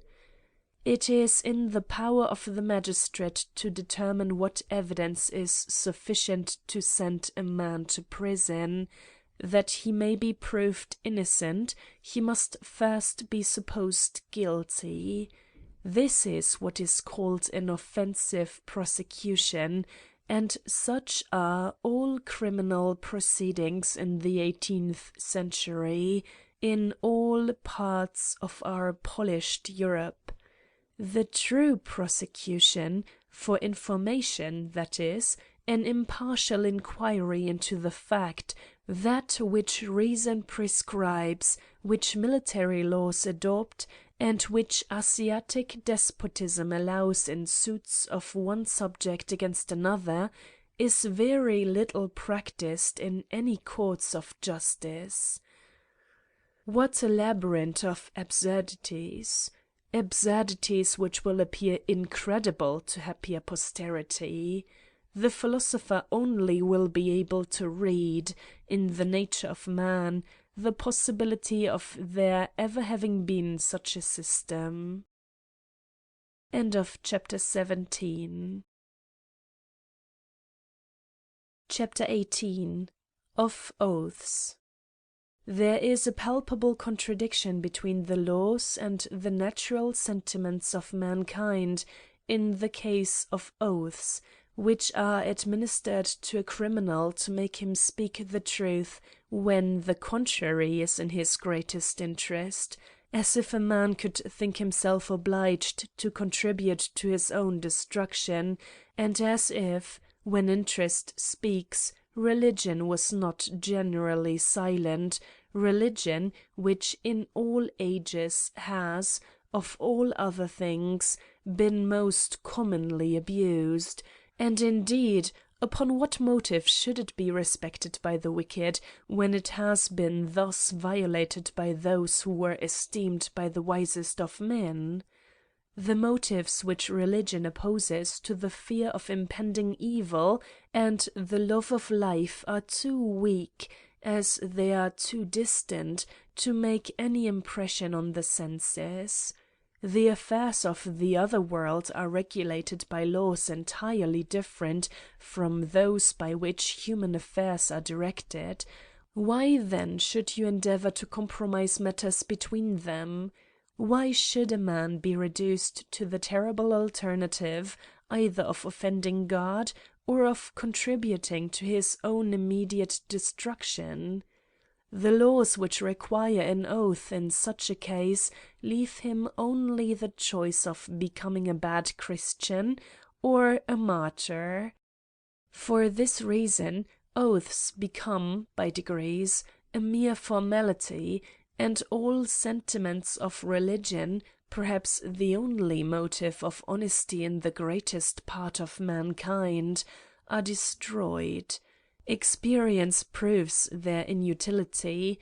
I appeal to every judge whether he has ever known that an oath alone has brought truth from the lips of a criminal, and reason tells us it must be so, for all laws are useless and in consequence destructive, which contradict the natural feelings of mankind. Such laws are like a dike, opposed directly to the course of a torrent. It is either immediately overwhelmed, or, by a whirlpool formed by itself, it is gradually undermined and destroyed. End of chapter 18. Chapter 19. Of the advantage of immediate punishment. The more immediately after the commission of a crime a punishment is inflicted, the more just and useful it will be. It will be more just because it spares the criminal the cruel and superfluous torment of uncertainty, which increases in proportion to the strength of his imagination and the sense of his weakness, and because the privation of liberty, being a punishment, ought to be inflicted before condemnation but for as short a time as possible. Imprisonment, I say, being only the means of securing the person of the accused until he be tried, condemned, or acquitted, ought not only be of as short duration, but attended with as little severity as possible. The time should be determined by the necessary preparation for the trial, and the right of priority in the oldest prisoners. The confinement ought not to be closer than is requisite to prevent his flight, or his concealing the proofs of the crime, and the trial should be conducted with all possible expedition. Can there be a more cruel contrast than that between the indolence of a judge and the painful anxiety of the accused, the comforts and pleasures of an insensible magistrate, and the filth and misery of the prisoner? In general, as I have before observed, the degree of the punishment and the consequences of a crime ought to be so contrived as to have the greatest possible effect on others, with the least possible pain to the delinquent. If there be any society in which this is not a fundamental principle, it is an unlawful society, for mankind, by their union, originally intended to subject themselves to the least evils possible. An immediate punishment is more useful, because the smaller the interval of time between the punishment and the crime, the stronger and more lasting will be the association of the two ideas of crime and punishment, so that they may be considered one as the cause and the other as the unavoidable and necessary effect. It is demonstrated that the association of ideas is the cement which unites the fabric of the human intellect, without which pleasure and pain would be simple and ineffectual sensations.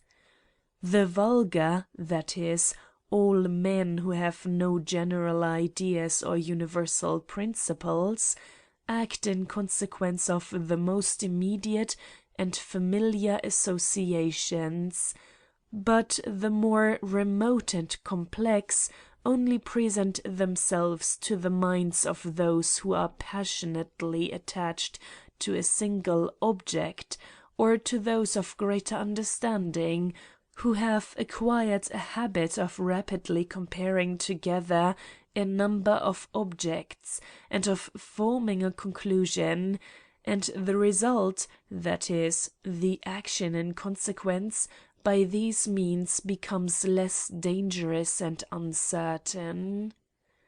It is, then, of the greatest importance that the punishment should succeed the crime as immediately as possible, if we intend that, in the rude minds of the multitude, the seducing picture of the advantage arising from the crime should instantly awake the attendant idea of punishment.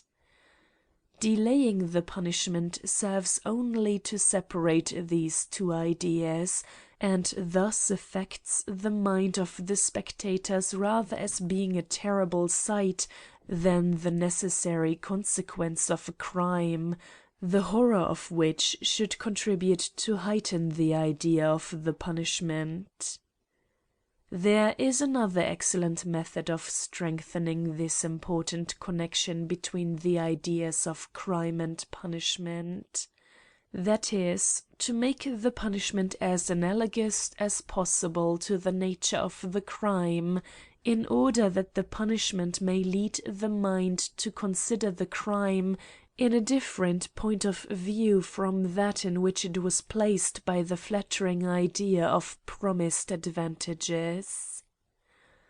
Crimes of less importance are commonly punished either in the obscurity of a prison, or the criminal is transported to give by his slavery an example to societies which he never offended, an example absolutely useless because distant from the place where the crime was committed. Men do not, in general, commit great crimes deliberately, but rather in a sudden gust of passion, and they commonly look on the punishment due to a great crime as remote and improbable. The public punishment, therefore, of small crimes will make a greater impression, and by deterring men from the smaller, will effectually prevent the greater. End of chapter 19. Chapter 20. Of Acts of Violence. Some crimes relate to person, others to property. The first ought to be punished corporally. The great and rich should by no means have it in their power to set a price on the security of the weak and indigent, for then riches, which under the protection of the laws are the reward of industry, would become the element of tyranny. Liberty is at an end whenever the laws permit that, in certain cases, a man may cease to be a person and become a thing. Then will the powerful employ their address to select from the various combinations of civil society all that is in their own favour. This is that magic art which transforms subjects into beasts of burden, and which, in the hands of the strong, is the chain that binds the weak and incautious. Thus it is that in some governments, where there is all the appearance of liberty, tyranny lies concealed, and insinuates itself into some neglected corner of the constitution, where it gathers strength insensibly. Mankind generally oppose, with resolution, the assaults of barefaced and open tyranny, but disregard the little insect that gnaws through the dike, and opens a sure though secret passage to inundation. End of chapter 20. Chapter 21. Of the punishment of the nobles. What punishments shall be ordained for the nobles, whose privileges make so great a part of the laws of nations? I do not mean to inquire whether the hereditary distinction between nobles and commoners be useful in any government, or necessary in a monarchy, or whether it be true that they form an immediate power of use in moderating the excess of both extremes, or whether they be not rather slaves to their own body and to others, confining within a very small circle the natural effects and hopes of industry, like those little fruitful spots scattered here and there in the sandy deserts of Arabia, or whether it be true that a subordination of rank and condition is inevitable or useful in society, and if so, whether this subordination should not rather subsist between individuals than particular bodies, whether it should not rather circulate through the whole body politic than be confined to one part, and rather than be perpetual, should it not be incessantly produced and destroyed. Be these as they may, I assert that the punishment of a nobleman should in no wise differ from that of the lowest member of society. Every lawful distinction, either in honours or riches, supposes previous equality, founded on the laws, on which all the members of society are considered as being equally dependent. We should suppose that men, in renouncing their natural despotism, said, "The wisest and most industrious among us should obtain the greatest honours, and his dignity shall descend to his posterity. The fortunate and happy may hope for greater honours, but let him not therefore be less afraid than others of violating those conditions on which he is exalted." It is true indeed that no such degrees were ever made in a general diet of mankind, but they exist in the invariable relations of things, nor do they destroy the advantages which are supposed to be produced by the class of nobles, but prevent the inconveniences, and they make the laws respectable by destroying all hopes of impunity. It may be objected that the same punishment inflicted on a nobleman and a plebeian becomes really different from the difference of their education and from the infamy it reflects on an illustrious family, but I answer that punishments are to be estimated not by the sensibility of the criminal, but by the injury done to society, which injury is augmented by the high rank of the offender. The precise equality of a punishment can never be more than external, as it is in proportion to the degree of sensibility which differs in every individual. The infamy of an innocent family may be easily obliterated by some public demonstration of favour from the sovereign, and forms have always more influence than reason on the gazing multitude. End of chapter 21. Chapter 22. Of robbery. The punishment of robbery, not accompanied with violence, should be pecuniary.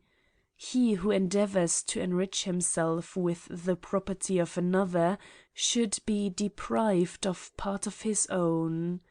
But this crime, alas, is commonly the effect of misery and despair, the crime of that unhappy part of mankind to whom the right of exclusive property, a terrible and perhaps unnecessary right, has left but a bare existence. Besides, as pecuniary punishments may increase the number of robbers, by increasing the number of poor, and may deprive an innocent family of subsistence, the most proper punishment will be that kind of slavery which alone can be called just, that is, which makes the society, for a time, absolute master of the person and labour of the criminal, in order to oblige him to repair, by his dependence, the unjust despotism he usurped over the property of another, and his violation of the social compact. When robbery is attended with violence, corporal punishment should be added to slavery. Many writers have shown the evident disorder which must arise from not distinguishing the punishment due to robbery with violence, and that due to theft or robbery committed with dexterity, absurdly making a sum of money equivalent to a man's life. But it can never be superfluous to repeat again and again those truths of which mankind have not profited, for political machines preserve their motion much longer than others, and receive a new impulse with more difficulty. These crimes are in their nature absolutely different, And this axiom is as certain in politics as in mathematics, that between qualities of different natures there can be no similitude. End of chapter 22. Chapter 23. Of infamy considered as a punishment. Those injuries which affect the honor, that is, that just portion of esteem which every citizen has a right to expect from others, should be punished with infamy. Infamy is a mark of the public disapprobation, which deprives the object of all consideration in the eyes of his fellow citizens, of the confidence of his country, and of that fraternity which exists between members of the same society. This is not always in the power of the laws. It is necessary that the infamy inflicted by the laws should be the same with that which results from the relations of things, from universal morality, or from that particular system adopted by the nation and the laws, which governs the opinion of the vulgar. If, on the contrary, one be different from the other, either the laws will no longer be respected, or the received notions of morality and probity will vanish in spite of the declamations of moralists, which are always too weak to resist the force of example. If we declare those actions infamous which are in themselves indifferent, we lessen the infamy of those which are really infamous. The punishment of infamy should not be too frequent, for the power of opinion grows weaker by repetition, nor should it be inflicted on a number of persons at the same time, for the infamy of many resolves itself into the infamy of none. Painful and corporal punishments should never be applied to fanaticism, for, being founded on pride, infamy and ridicule only should be employed against fanatics. If the first, their pride will be overbalanced by the pride of the people, and we may judge of the power of the second, if we consider that even truth is obliged to summon all her force when attacked by error armed with ridicule. Thus, by opposing one passion to another, and opinion to opinion, a wise legislator puts an end to the admiration of the populace, occasioned by a false principle, the original absurdity of which is veiled by some well-deduced consequences.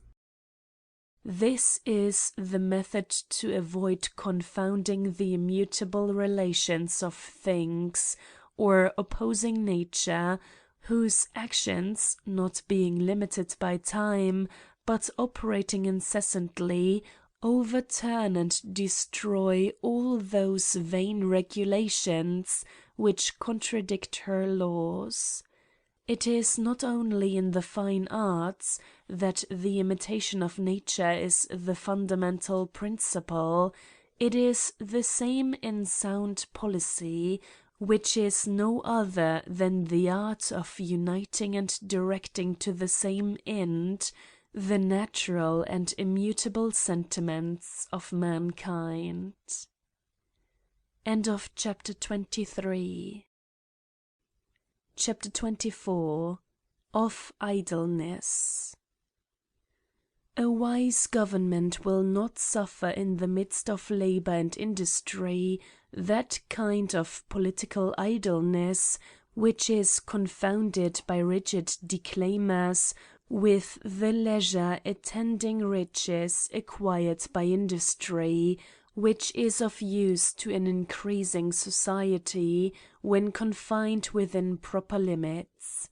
I call those politically idle who neither contribute to the good of society by their labour nor their riches, who continually accumulate but never spend, who are reverenced by the vulgar with stupid admiration, and regarded by the wise with disdain, who, being victims to a monastic life, and deprived of all incitement to that activity which is necessary to preserve or increase its comforts, devote all their vigour to passions of the strongest kind, the passions of opinion.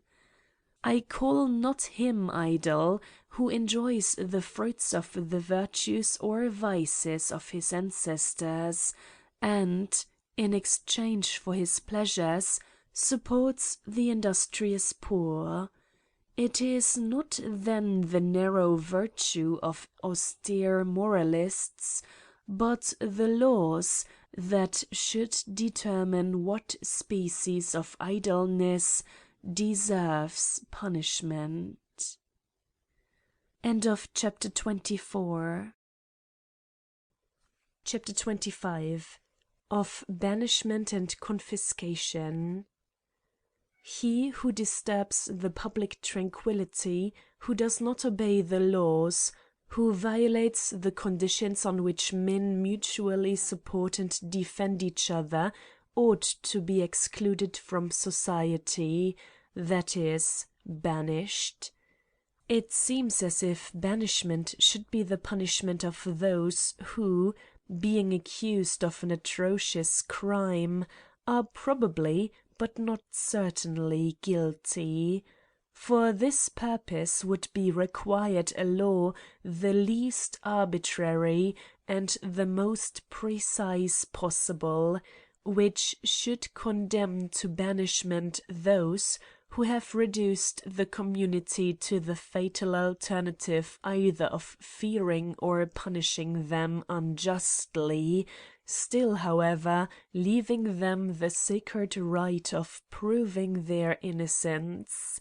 The reasons ought to be stronger for banishing a citizen than a stranger, and for the first accusation than for one who hath been often accused. Should the person who is excluded forever from society be deprived of his property? This question may be considered in different lights. The confiscation of effects added to banishment is a greater punishment than banishment alone. There ought then to be some cases in which, according to the crime, either the whole fortune should be confiscated, or part only, or none at all. The whole should be forfeited when the law which ordains banishment declares, at the same time, that all connections or relations between the society and the criminal are annihilated. In this case the citizen dies, the man only remains, and with respect to political body, the death of the citizen should have the same consequences with the death of the man. It seems to follow, then, that in this case the effects of the criminal should devolve to his lawful heirs.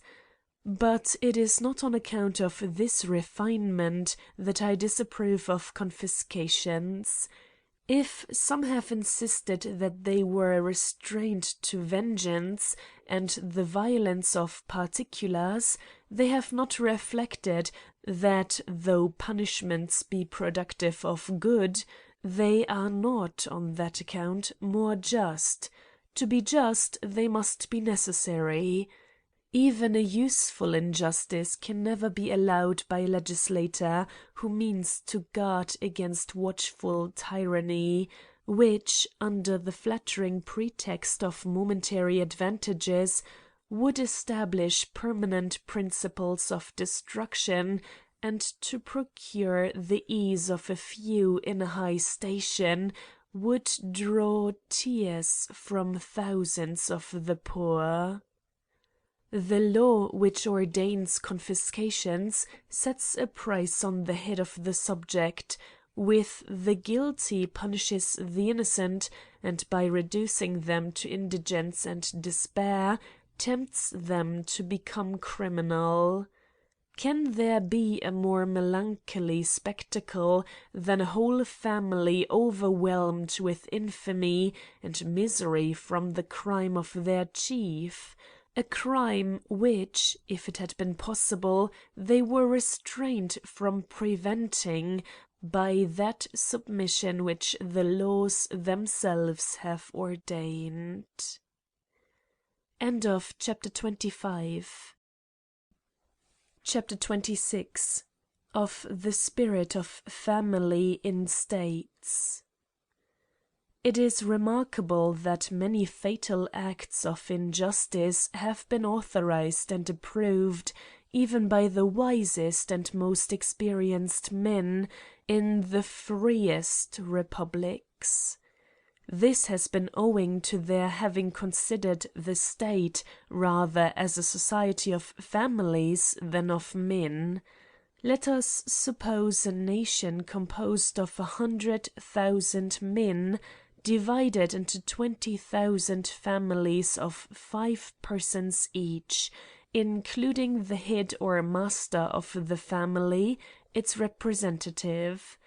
If it be an association of families, there will be 20,000 men and 80,000 slaves, or if it of men, there will be 100,000 citizens, and not one slave. In the first case we behold a republic and 20,000 little monarchies, of which the heads are the sovereigns. In the second, the spirit of liberty will not only breathe in every public place of the city and in the assemblies of the nation, but in private houses, where men find the greatest part of their happiness or misery. As laws and customs are always the effect of the habitual sentiments of the members of a republic, if the society be an association of the heads of families, the spirit of monarchy will gradually make its way into the republic itself, and its effects will only be restrained by the opposite interests of each, and not by a universal spirit of liberty and equality. The private spirit of family is a spirit of minuteness and confined to little concerns. Public spirit, on the contrary, is influenced by general principles, and from facts deduces general rules of utility to the greatest number. In a republic of families, the children remain under the authority of the father as long as he lives, and are obliged to wait until his death for an existence dependent on the laws alone. Accustomed to kneel and tremble in their tender years, when their natural sentiments were less restrained by that caution obtained by experience, which is called moderation, how should they resist those obstacles which vice always opposes to virtue in the languor and decline of age, when the despair of reaping the fruits is alone sufficient to damp the vigour of their resolutions? In a republic, where every man is a citizen, family subordination is not the effect of compulsion, but of contract, and the sons, disengaged from the natural dependence which the weakness of infancy and the necessity of education required, become free members of society, but remain subject to the head of the family for their own advantage, as in the great society. In a republic of families, the young people, that is, the most numerous and most useful part of the nation, are at the discretion of their fathers.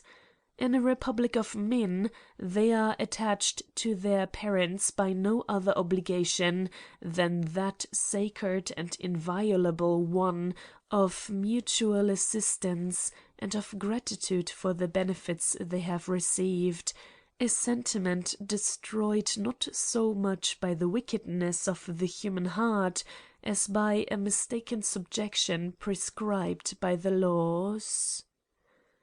These contradictions between the laws of families and the fundamental laws of a state are the source of many others between public and private morality, which produce a perpetual conflict in the mind.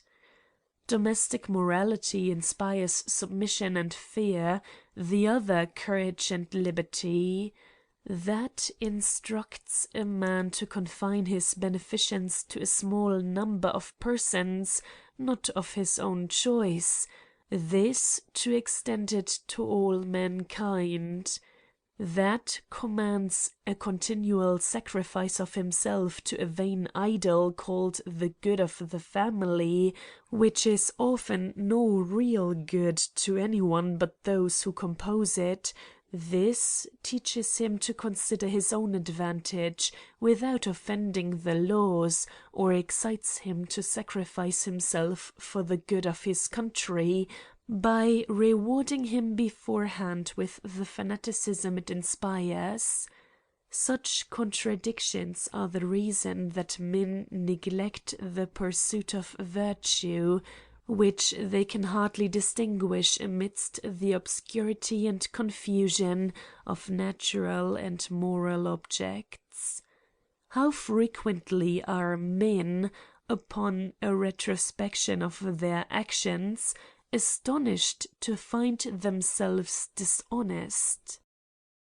In proportion to the increase of society, each member becomes a smaller part of the whole, and the republican spirit diminishes in the same proportion if neglected by the laws. Political societies, like the human body, have their limits circumscribed, which they cannot exceed without disturbing their economy. It seems as if the greatness of a state ought to be inversely as the sensibility and activity of the individuals. If, on the contrary, population and activity increase in the same proportion, the laws will with difficulty prevent the crimes arising from the good they have produced. An overgrown republic can only be saved from despotism by subdividing into a number of confederate republics. But how is this practicable? By a despotic dictator who, with the courage of Sylla, has as much genius for building up as that Roman had for pulling down. If he be an ambitious man, his reward will be immortal glory. If a philosopher, the blessings of his fellow citizens will sufficiently console him for the loss of authority, though he should not be insensible to their ingratitude. In proportion as the sentiments which unite us to the state grow weaker, those which attach us to the objects which more immediately surround us grow stronger. Therefore, in the most despotic government, friendships are more durable, and domestic virtues, which are always of the lowest class, are the most common, or the only virtues existing. Hence it appears how confined have been the views of the greatest number of legislators. End of chapter 26. Chapter 27. Of the mildness of punishments. The course of my ideas has carried me away from my subject, to the elucidation of which I now return. Crimes are more effectually prevented by the certainty than the severity of punishment. Hence, in a magistrate, the necessity of vigilance, and in a judge of implacability, which, that it may become a useful virtue, should be joined to a mild legislation. The certainty of a small punishment will make a stronger impression than the fear of one more severe, if attended with the hopes of escaping, for it is the nature of mankind to be terrified at the approach of the smallest inevitable evil, whilst hope, the best gift of heaven, has the power of dispelling the apprehension of a greater, especially if supported by examples of impunity which weakness or avarice too frequently afford. If punishments be very severe, men are naturally led to the perpetration of other crimes, to avoid the punishment due to the first. The countries and times most notorious for severity of punishments were always those in which the most bloody and inhuman actions and the most atrocious crimes were committed, for the hand of the legislator and the assassin were directed by the same spirit of ferocity, which on the throne dictated laws of iron to slaves and savages, and in private instigated the subject to sacrifice one tyrant to make room for another. In proportion as punishments become more cruel, the minds of men, as a fluid rises to the same height with that which surrounds it, grow hardened and insensible, and the force of the passions still continuing, in the space of 100 years, the wheel terrifies no more than formerly the prison. That a punishment may produce the effect required, it is sufficient that the evil it occasions should exceed the good expected from the crime, including in the calculation the certainty of the punishment and the privation of the expected advantage. All severity beyond this is superfluous, and therefore tyrannical. Men regulate their conduct by the repeated impression of evils they know, and not by those with which they are unacquainted. Let us, for example, suppose two nations, in one of which the greatest punishment is perpetual slavery, and in the other the wheel. I say that both will inspire the same degree of terror, and that there can be no reasons for increasing the punishments of the first, which are not equally valid for augmenting those of the second, to more lasting and more ingenious modes of tormenting, and so on to the most exquisite refinements of a science too well known to tyrants. There are yet two other consequences of cruel punishments, which counteract the purpose of their institution, which was to prevent crimes. The first arises from the impossibility of establishing an exact proportion between the crime and punishment, for though ingenious cruelty hath greatly multiplied the variety of torments, yet the human frame can suffer only to a certain degree, beyond which it is impossible to proceed, be the enormity of the crime ever so great. The second consequence is impunity. Human nature is limited no less in evil than in good. Excessive barbarity can never be more than temporary, it being impossible that it should be supported by a permanent system of legislation, for if the laws be too cruel, they must be altered, or anarchy and impunity will succeed. It is possible without shuddering with horror to read in history of the barbarous and useless torments that were coolly invented and executed by men who were called sages.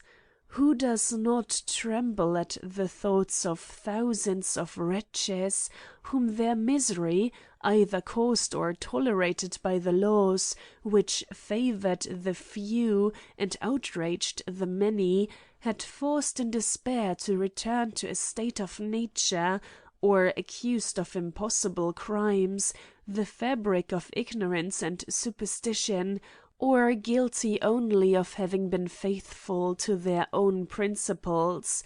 Who, I say, can without horror think of their being torn to pieces with slow and studied barbarity by men endowed with the same passions and the same feelings?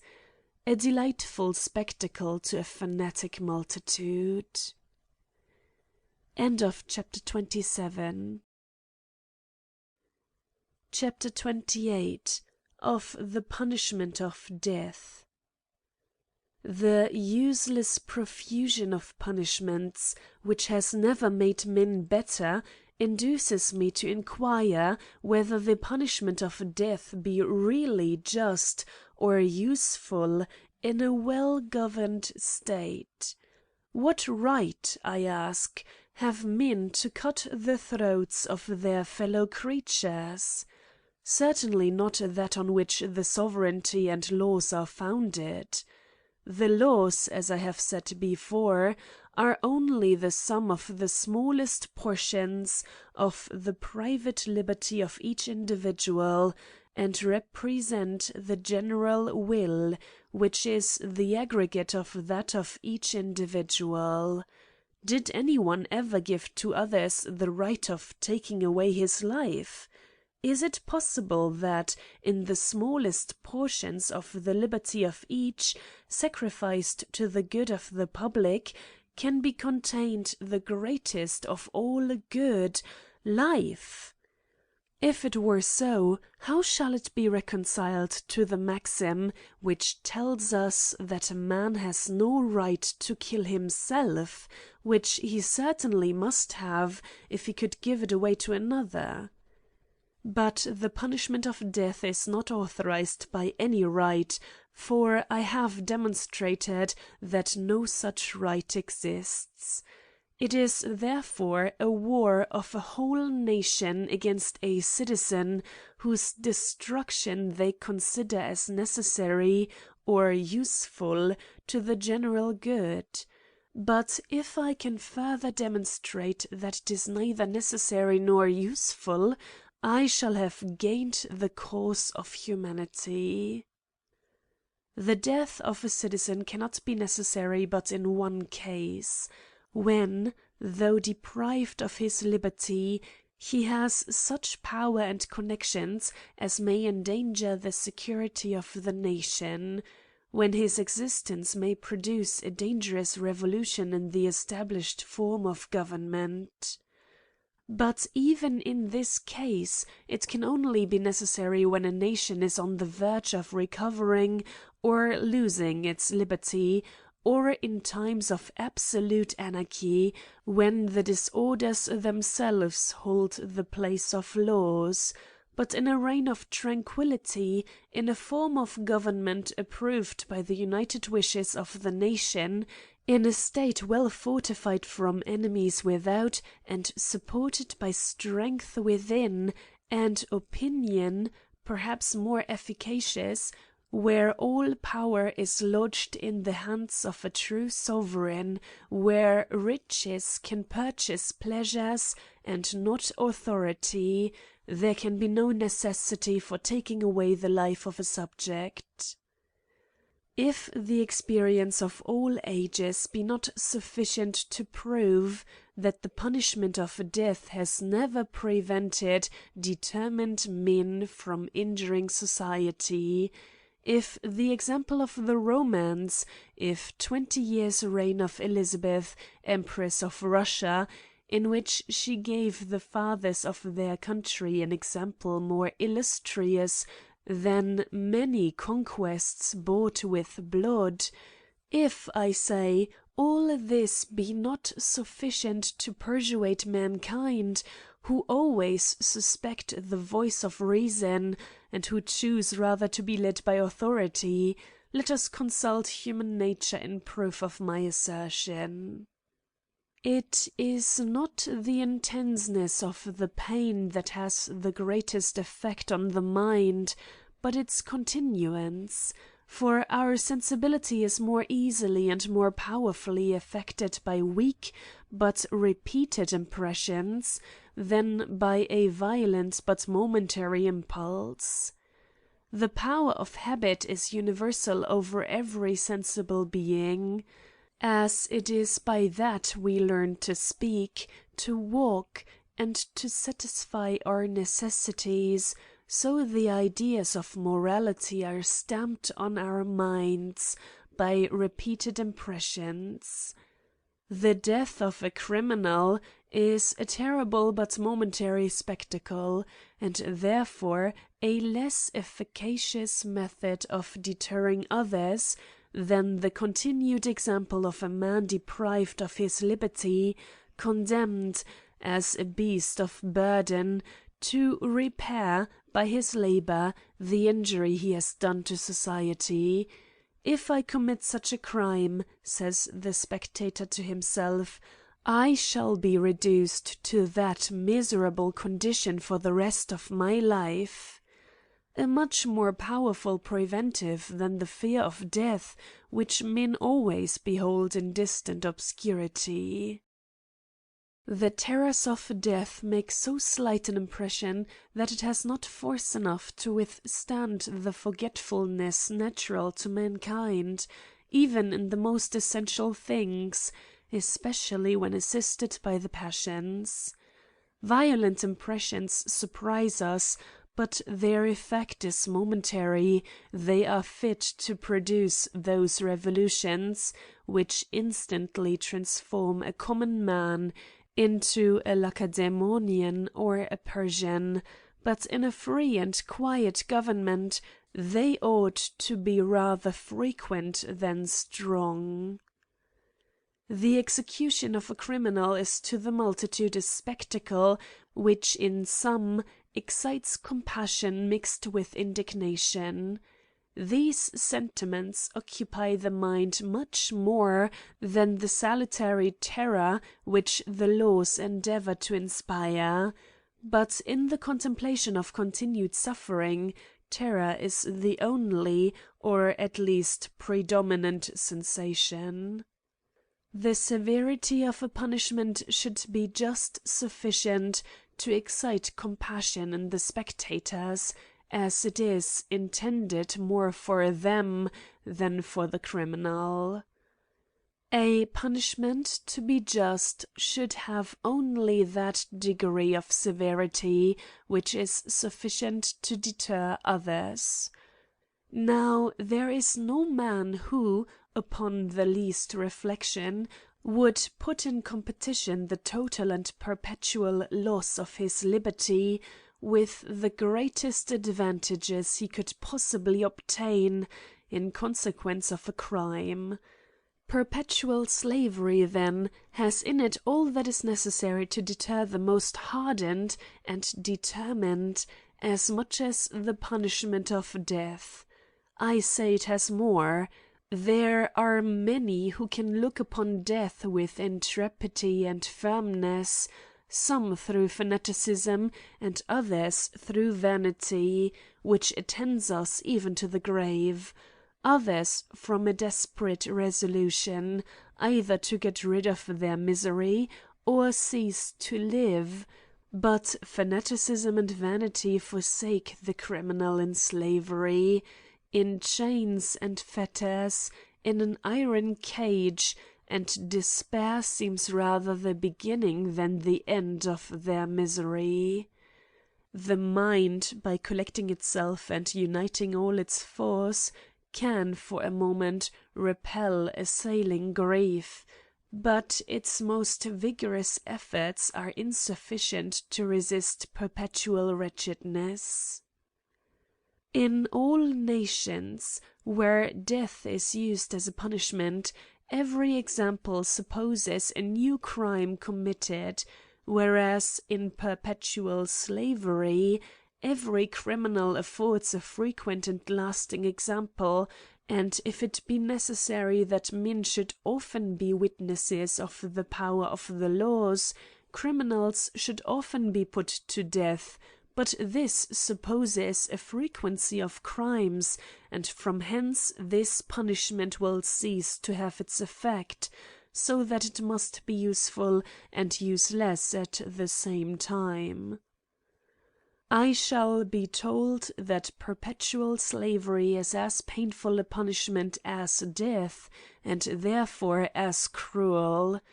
I answer that if all the miserable moments in the life of a slave were collected into one point, it would be a more cruel punishment than any other, but these are scattered through his whole life, whilst the pain of death exerts all its force in a moment. There is also another advantage in the punishment of slavery, which is that it is more terrible to the spectator than to the sufferer himself, for the spectator considers the sum of all his wretched moments, while the sufferer, by the misery of the present, is prevented from thinking of the future. All evils are increased by the imagination, and the sufferer finds resources and consolations of which the spectators are ignorant, who judge by their own sensibility of what passes in a mind by habit grown callous to misfortune. Let us for a moment attend to the reasoning of a robber or assassin who is deterred from violating the laws by the gibbet or the wheel. I am sensible that to develop the sentiments of one's own heart is an art which education only can teach, but although a villain may not be able to give a clear account of his principles, they nevertheless influence his conduct. He reasons thus: what are these laws that I am bound to respect, which make so great a difference between me and the rich man? He refuses me the farthing I ask of him, and excuses himself by bidding me have recourse to labour with which he is unacquainted. Who made these laws? The rich and the great, who never deigned to visit the miserable hut of the poor, who have never seen him dividing a piece of mouldy bread amidst the cries of his famished children and the tears of his wife. Let us break those ties, fatal to the greatest part of mankind, and only useful to a few indolent tyrants.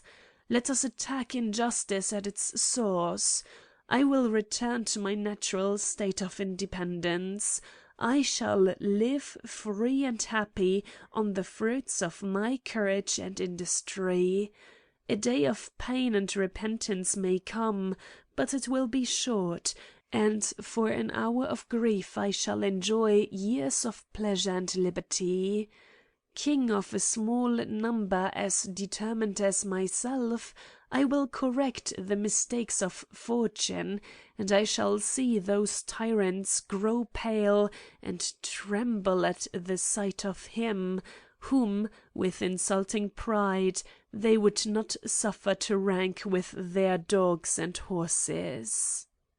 Religion then presents itself to the mind of this lawless villain, and promising him almost a certainty of eternal happiness upon the easy terms of repentance, contributes much to lessen the horror of the last scene of the tragedy.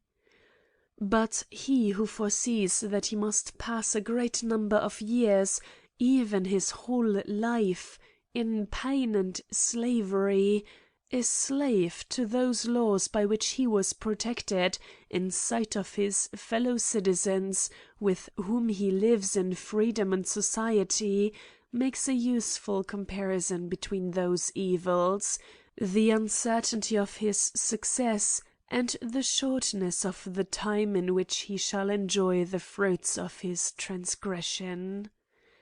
The example of those wretches, continually before his eyes, makes a much greater impression on him than a punishment, which instead of correcting, makes him more obdurate. The punishment of death is pernicious to society from the example of barbarity it affords. If the passions, or the necessity of war, have taught men to shed the blood of their fellow creatures, the laws, which are intended to moderate the ferocity of mankind, should not increase it by examples of barbarity, the more horrible as this punishment is usually attended with formal pageantry. Is it not absurd that the laws, which detest and punish homicide, should, in order to prevent murder, publicly commit murder themselves? What are the true and most useful laws? Those compacts and conditions which all would propose and observe in those moments when private interest is silent or combined with that of the public. What are the natural sentiments of every person concerning the punishment of death? We may read them in the contempt and indignation with which every one looks on the executioner, who is nevertheless an innocent executor of the public will, a good citizen, who contributes to the advantages of society, the instrument of the general security within, as good soldiers are without. What then is the origin of this contradiction? Why is this sentiment of mankind indelible to the scandal of reason? It is, that in a secret corner of the mind, in which the original impressions of nature are still preserved, men discover a sentiment which tells them that their lives are not lawfully in the power of any one, but of that necessity only, which with its iron sceptre rules the universe. What must men think when they see wise magistrates and grave ministers of justice, with indifference and tranquility, dragging a criminal to death, and whilst a wretch trembles with agony, expecting the fatal stroke, the judge, who has condemned him, with the coldest insensibility, and perhaps with no small gratification from the exertion of his authority, quits his tribunal to enjoy the comforts and pleasures of life? They will say, "Ah, those cruel formalities of justice are a cloak to tyranny, they are a secret language, a solemn veil, intended to conceal the sword by which we are sacrificed to the insatiable idol of despotism. Murder, which they would represent to us a horrible crime, we see practised by them without repugnance and remorse. Let us follow their example. A violent death appeared terrible in their descriptions, but we see that it is the affair of a moment. It will be still less terrible to him who, not expecting it, escapes almost all the pain."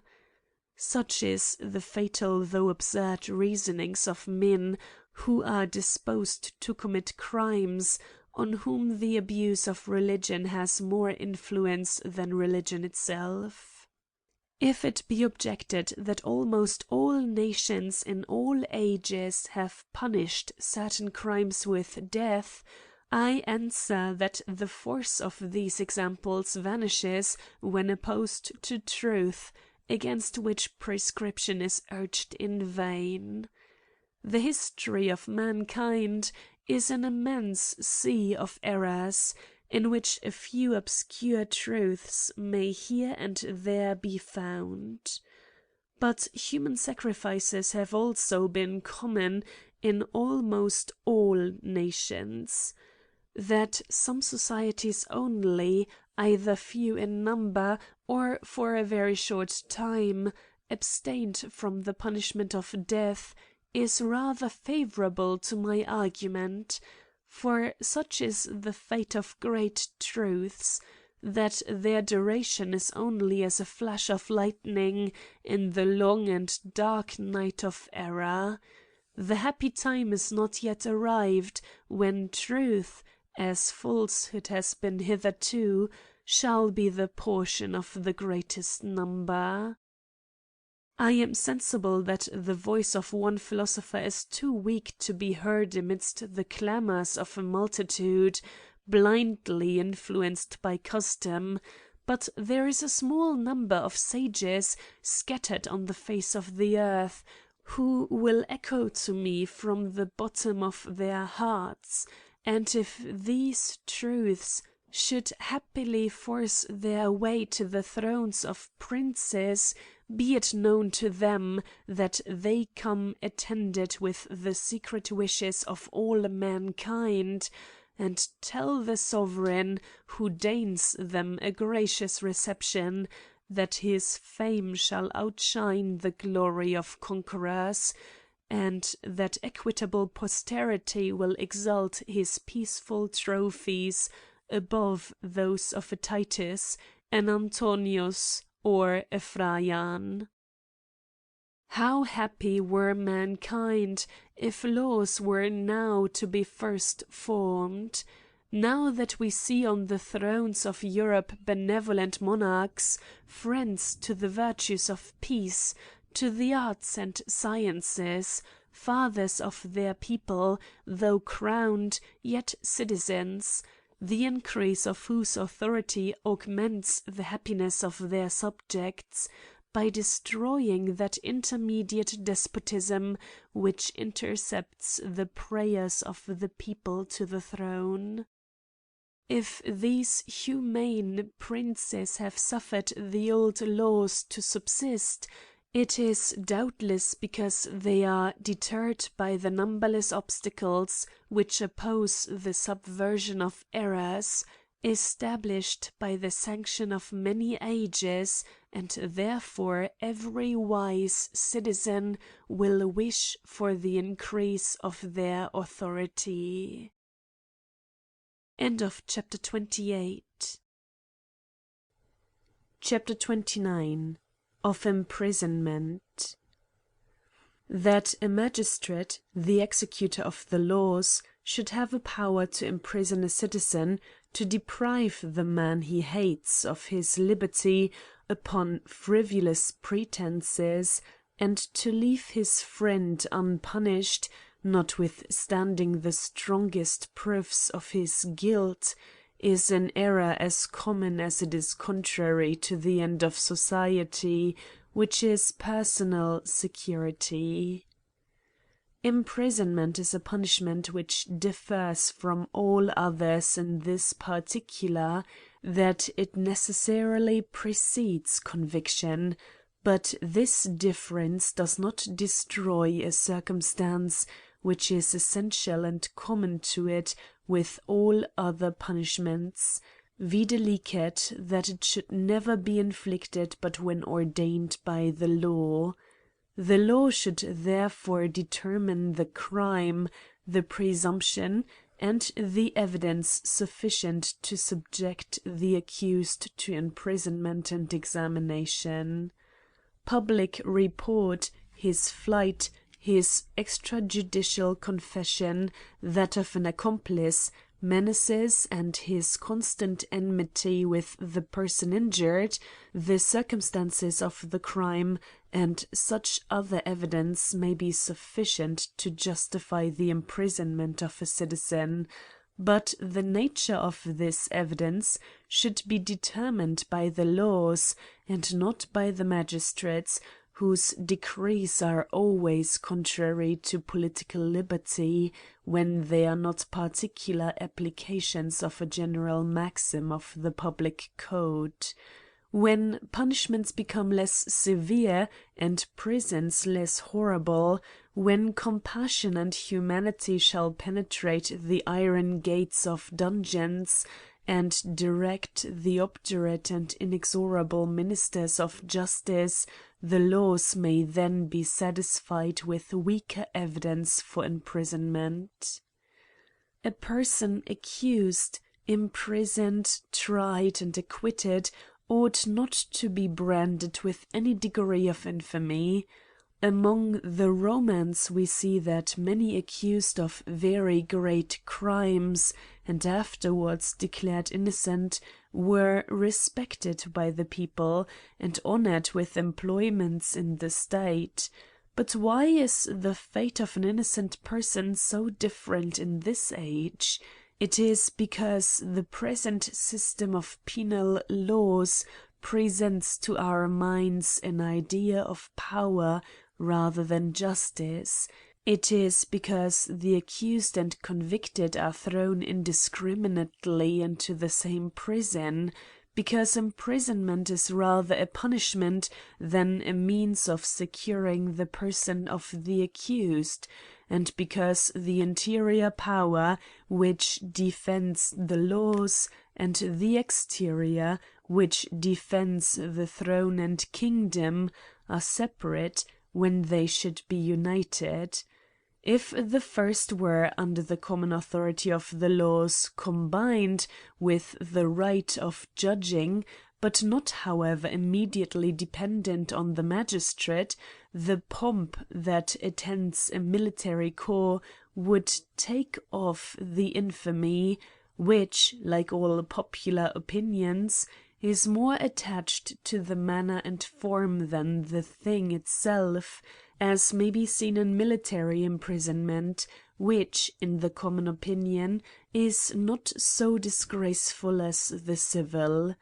But the barbarity and ferocity of our ancestors, the hunters of the north, still subsist among the people in our customs and our laws, which are always several ages behind the actual refinements of a nation. End of chapter 29. Chapter 30. Of prosecution and prescription. The proofs of the crime being obtained, and the certainty of it determined, it is necessary to allow the criminal time and means for his justification, but a time so short as not to diminish that promptitude of punishment which, as we have shown, is one of the most powerful means of preventing crimes. A mistaken humanity may object to the shortness of the time, but the force of the objection will vanish if we consider that the danger of the innocent increases with the defects of the legislation. The time for inquiry and for justification should be fixed by the laws, and not by the judge, who in that case would become legislator. With regard to atrocious crimes, which are long remembered when they are once proved, if the criminal have fled, no time should be allowed, but in less considerable and more obscure crimes, a time should be fixed, after which the delinquent should be no longer uncertain of his fate, for in the latter case, the length of time, in which the crime is almost forgotten, prevents the example of impunity, and allows the criminal to amend and become a better member of society.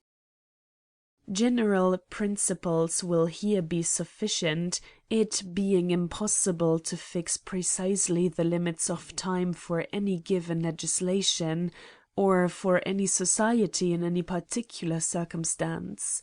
I shall only add that, in a nation willing to prove the utility of moderate punishment, laws which, according to the nature of the crime, increase or diminish the time of inquiry and justification, considering the imprisonment or the voluntary exile of the criminal as a part of the punishment, will form an easy division of a small number of mild punishments for a great number of crimes. But it must be observed, the time for inquiry and justification should not increase in direct proportion to the atrocities of crimes, for the probability of such crimes having been committed is inversely as their atrociousness. Therefore, the time for inquiring ought, in some cases, to be diminished, and that for justification increased, and vice versa.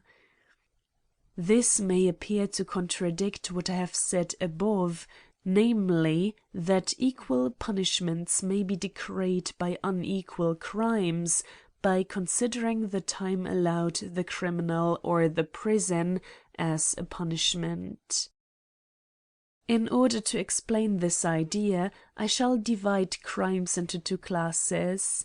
The first comprehends homicide and all greater crimes, the second crimes of an inferior degree. This distinction is founded in human nature. The preservation of life is a natural right, the preservation of property is a right of society. The motives that induce men to shake off the natural sentiments of compassion, which must be destroyed before great crimes can be committed, are much less in number than those by which, from the natural desire of being happy, they are instigated to violate a right which is not founded in the heart of man, but is the work of society. The different degrees of probability in these two classes require that they should be regulated on different principles. In the greatest crimes, as they are less frequent, and the probability of the innocence of the accused being greater, the time allowed him for his justification should be greater, and the time of inquiry less. For, by hastening the definite sentence, the flattering hopes of impunity are destroyed, which are more dangerous as the crime is more atrocious. On the contrary, in crimes of less importance, the probability of the innocence being less, the time of inquiry should be greater, and that of justification less, as impunity is not so dangerous. But this division of crimes into two classes should not be admitted if the consequences of impunity were in proportion to the probability of the crime. It should be considered that a person accused, whose guilt or innocence is not determined for want of proof, may be again imprisoned for the same crime, and be subject to a new trial, if fresh evidence arises within the time fixed. This is, in my opinion, the best method of providing at the same time for the security and liberty of the subject, without favouring one at the expense of the other, which may easily happen, since both these blessings, the unalienable and equal patrimony of every citizen, are liable to be invaded, the one by open or disguised despotism, and the other by tumultuous and popular anarchy. End of chapter 30. Chapter 31. Of Crimes of Difficult Proof. With the foregoing principles in view, it will appear astonishing that reason hardly ever presided at the formation of the laws of nations, that the weakest and most equivocal evidence and even conjectures have been thought sufficient proof for crimes the most atrocious, and therefore most improbable, the most obscure and chimerical, as if it were the interest of the laws and the judge not to inquire into the truth, but to prove the crime, as if there were not a greater risk of condemning an innocent person when the probability of his guilt is less. The generality of men want that vigour of mind and resolution which are as necessary for great crimes as for great virtues, and which at the same time produce both the one and the other in those nations which are supported by the activity of their government, and a passion for the public good. For in those which subsist by their greatness of power or by the goodness of their laws, the passions, being in a weaker degree, seem calculated rather to maintain than to improve the form of government. This naturally leads us to an important conclusion, viz. That great crimes do not always produce the destruction of a nation. There are some crimes which, though frequent in society, are of difficult proof, a circumstance admitted as equal to the probability of the innocence of the accused. But as the frequency of these crimes is not owing to their impunity so much as to other causes, the danger of their passing unpunished is of less importance, and therefore the time of examination and prescription may be equally diminished.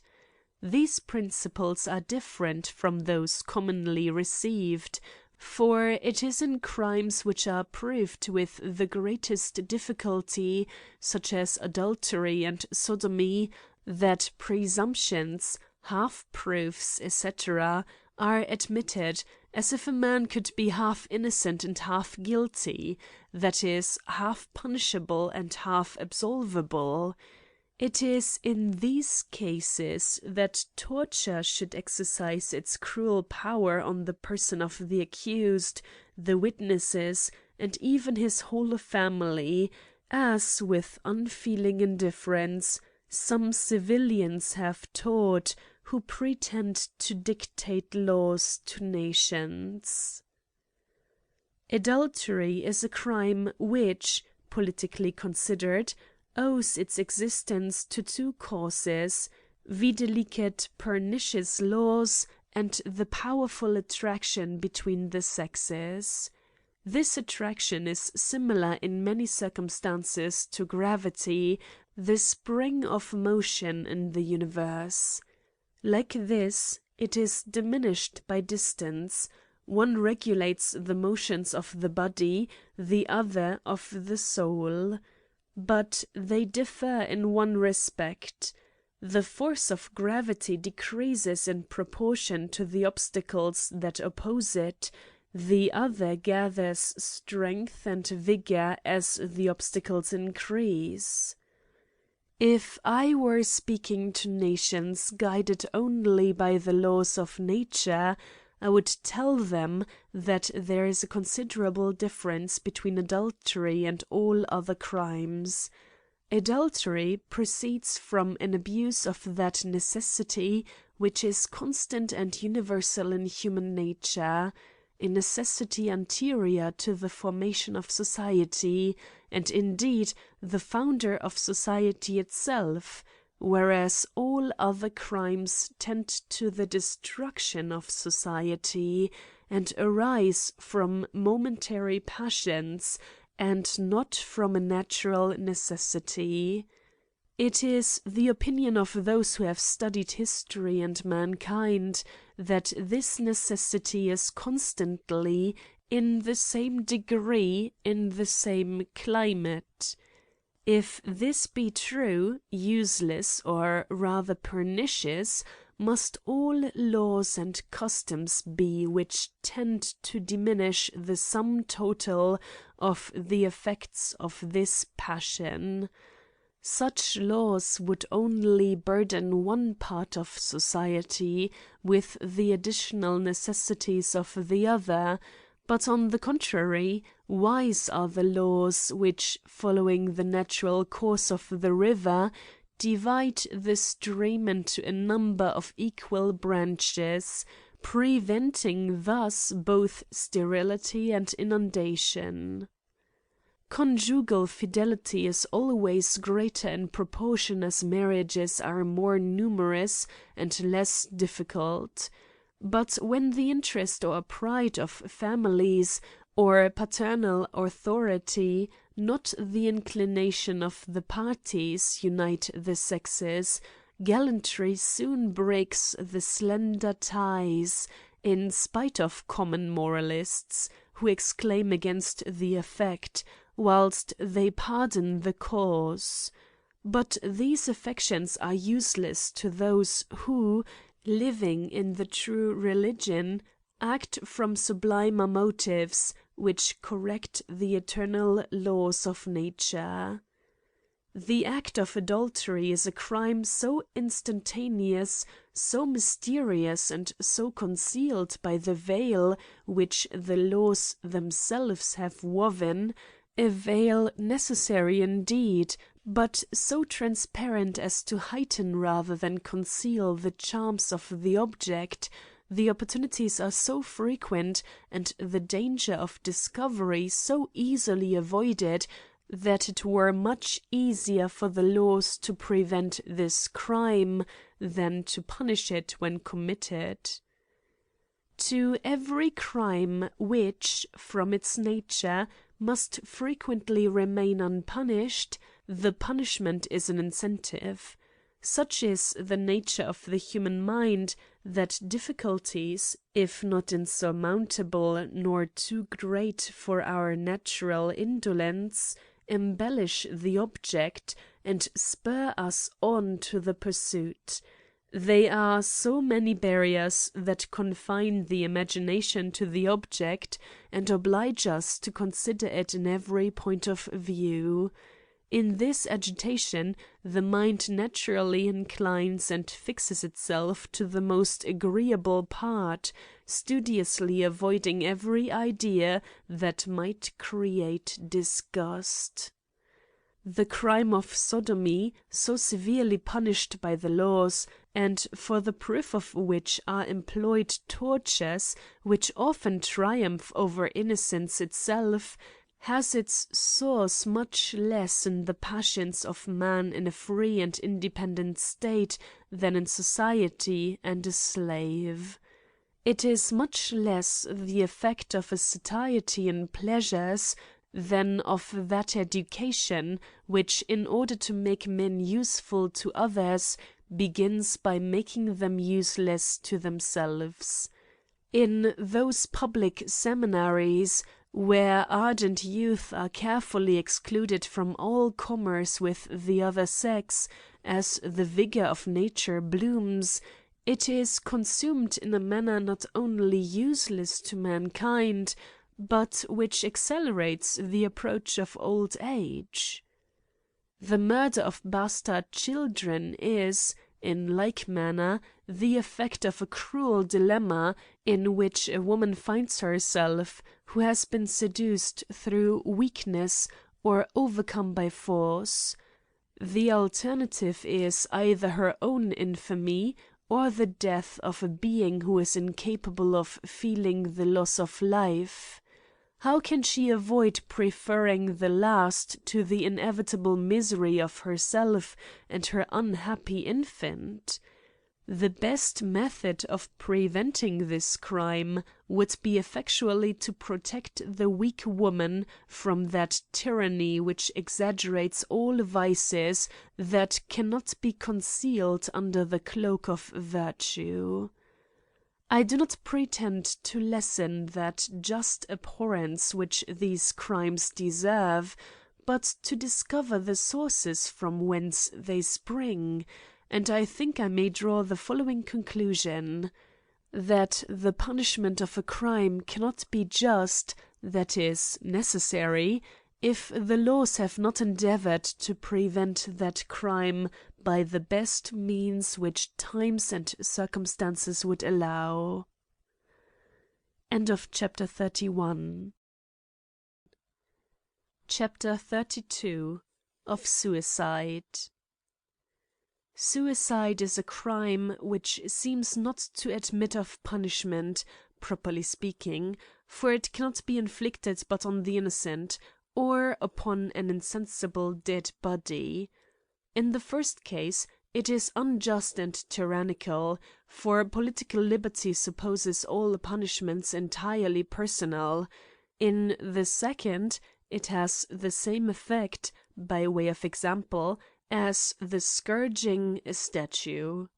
Mankind love life too well, the objects that surround them, the seducing phantom of pleasure, and hope, that sweetest error of mortals, which makes men swallow such large draughts of evil, mingled with a very few drops of good, allure them too strongly to apprehend that this crime will ever be common from its unavoidable impunity. The laws are obeyed through fear of punishment, but death destroys all sensibility. What motive, then, can restrain the desperate hand of suicide? He who kills himself does a less injury to society than he who quits his country forever, for the other leaves his property behind him, but this carries with him at least part of his substance.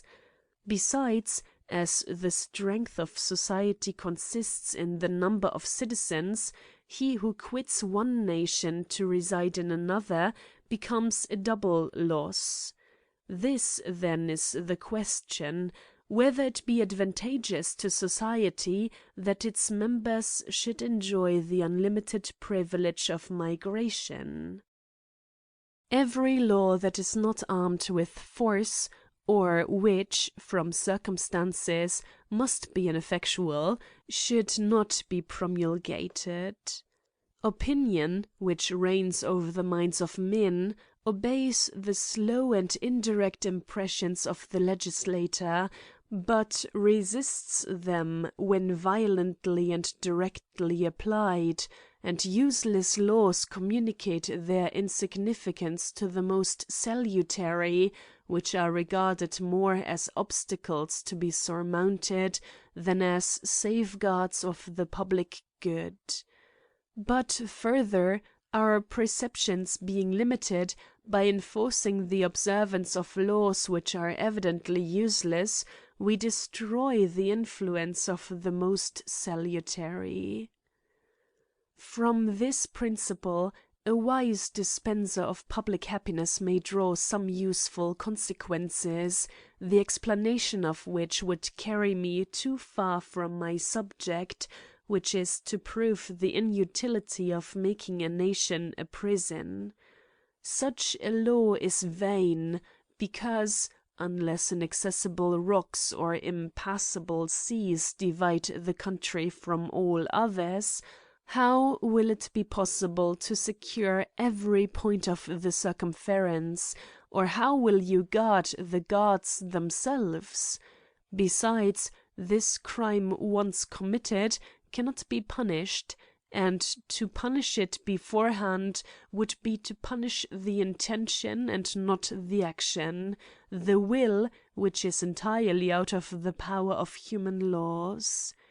To punish the absent by confiscating his effects, besides the facility of collusion, which would inevitably be the case, and which, without tyranny, could not be prevented, would put a stop to all commerce with other nations.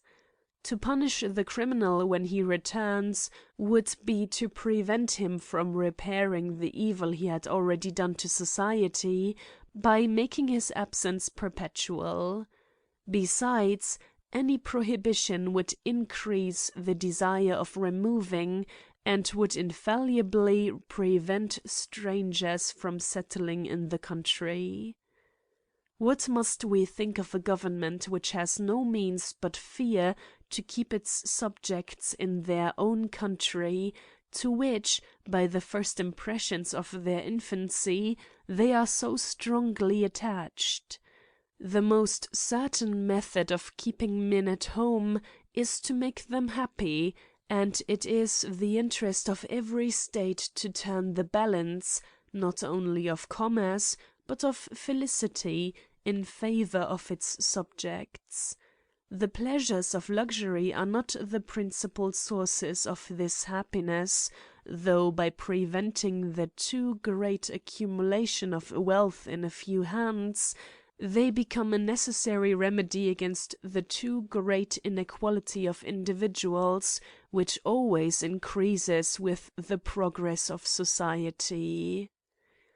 When the populousness of a country does not increase in proportion to its extent, luxury favours despotism, for where men are most dispersed there is least industry, and where there is least industry the dependence of the poor upon the luxury of the rich is greatest, and the union of the oppressed against the oppressors is least to be feared. In such circumstances, rich and powerful men more easily command distinction, respect and service, by which they are raised to a greater height above the poor, for men are more independent the less they are observed, and are least observed when most numerous. On the contrary, when the number of people is too great in proportion to the extent of a country, luxury is a check to despotism, because it is a spur to industry, and because the labour of the poor affords so many pleasures to the rich, that they disregard the luxury of ostentation, which would remind the people of their dependence. Hence we see that in vast and depopulated states the luxury of ostentation prevails over that of convenience, but in countries more populous the luxury of convenience tends constantly to diminish the luxury of ostentation. The pleasure of luxury have this inconvenience, that though they employ a great number of hands, yet they are only enjoyed by a few, whilst the rest who do not partake of them feel the want more sensibly on comparing their state with that of others. Security and liberty, restrained by the laws, are the basis of happiness, and when attended by these, the pleasures of luxury favour population, without which they become the instruments of tyranny. As the most noble and generous animals fly to solitude and inaccessible deserts, and abandon the fertile plains to man their greatest enemy, so men reject pleasure itself when offered by the hand of tyranny. But to return, if it be demonstrated that the laws which imprison men in their own country are vain and unjust, it will be equally true of those which punish suicide, for that can only be punished after death, which is in the power of God alone, and it is no crime with regard to man, because the punishment falls on an innocent family. If it be objected that the consideration of such a punishment may prevent the crime, I answer that he who can calmly renounce the pleasure of existence, who is so weary of life as to brave the idea of eternal misery, will never be influenced by the more distant and less powerful considerations of family and children. End of chapter 32. Chapter 33. Of smuggling.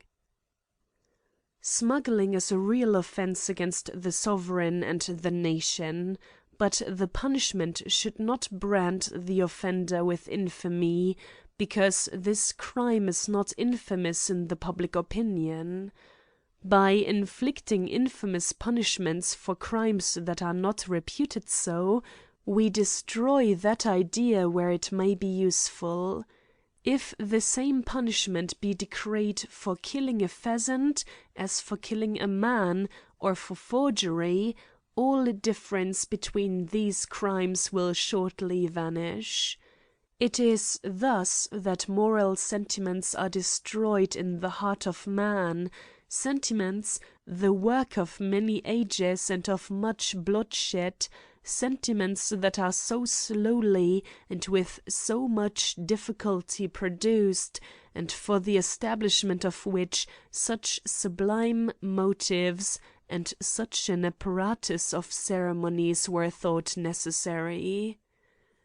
The crime is owing to the laws themselves, for the higher the duties, the greater is the advantage, and consequently the temptation, which temptation is increased by the facility of perpetration, when the circumference that is guarded is of great extent, and the merchandise prohibited is small in bulk.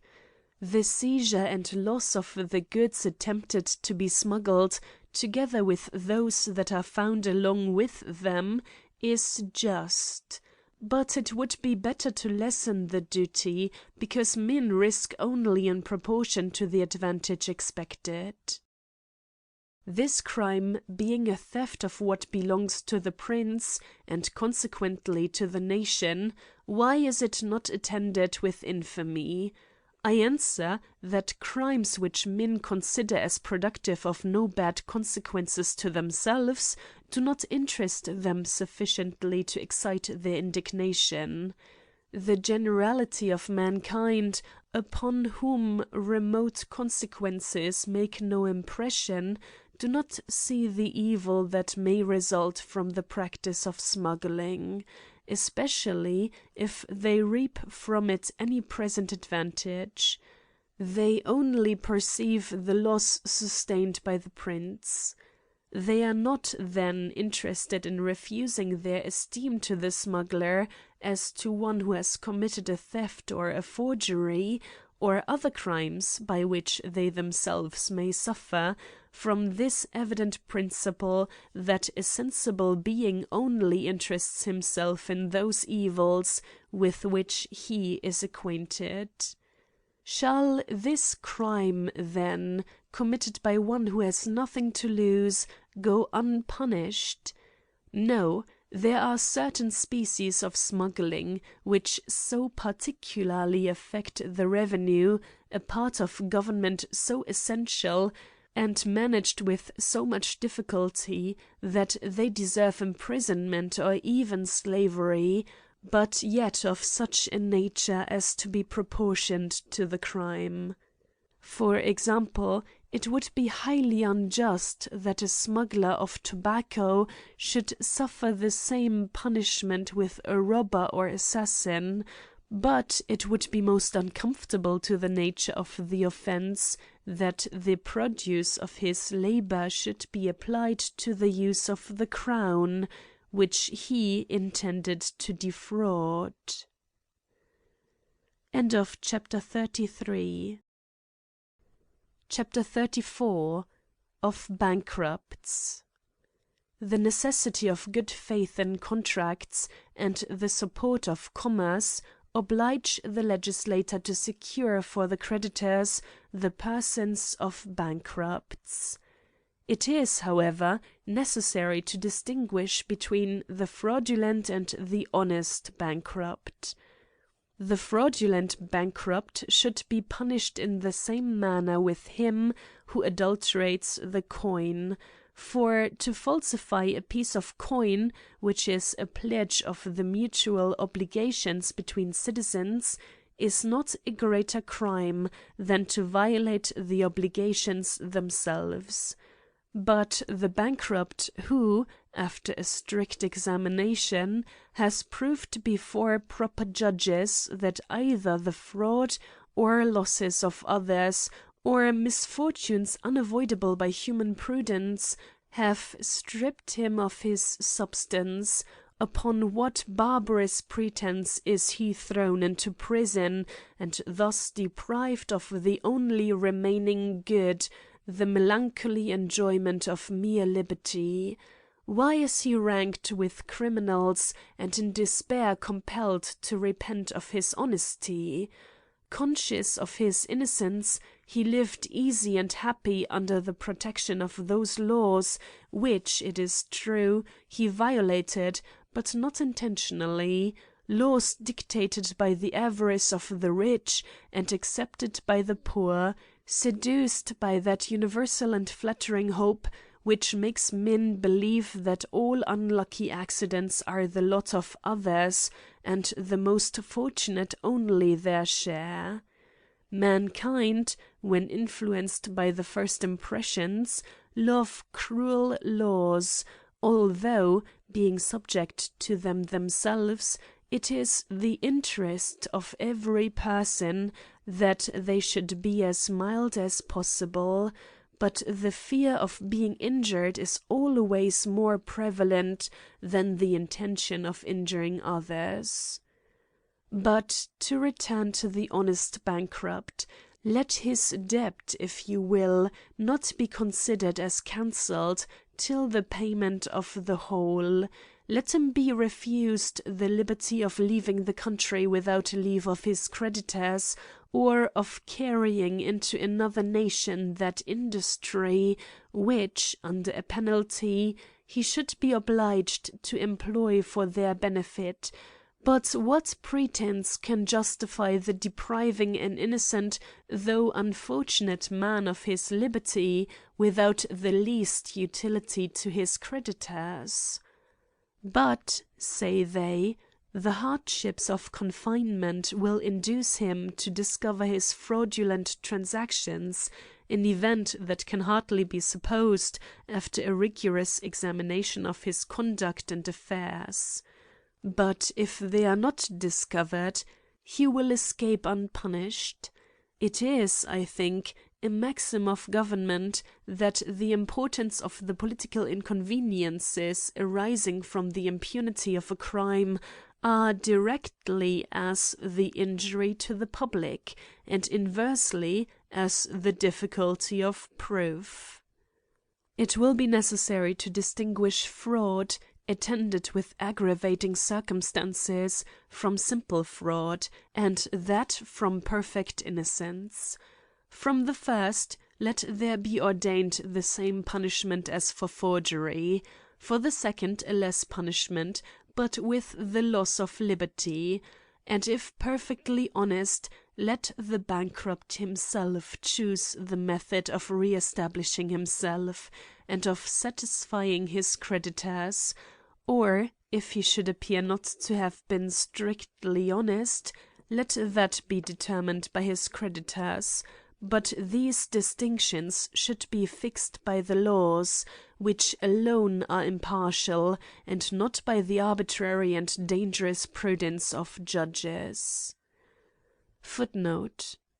It may be alleged that the interest of commerce and property should be secured, but commerce and property are not the end of the social compact, but the means of obtaining that end; and to expose all the members of society to cruel laws, to preserve them from evils necessarily occasioned by the infinite combinations which result from the actual state of political societies, would be to make the end subservient to the means, a paralogism in all sciences, and particularly in politics. In the former editions of this work I myself fell into this error when I said that the honest bankrupt should be kept in custody as a pledge for his debts, or employed as a slave to work for his creditors. I am ashamed of having adopted so cruel an opinion. I have been accused of impiety. I did not deserve it. I have been accused of sedition. I deserve it as little. But I insulted all the rights of humanity and was never reproached. End of footnote.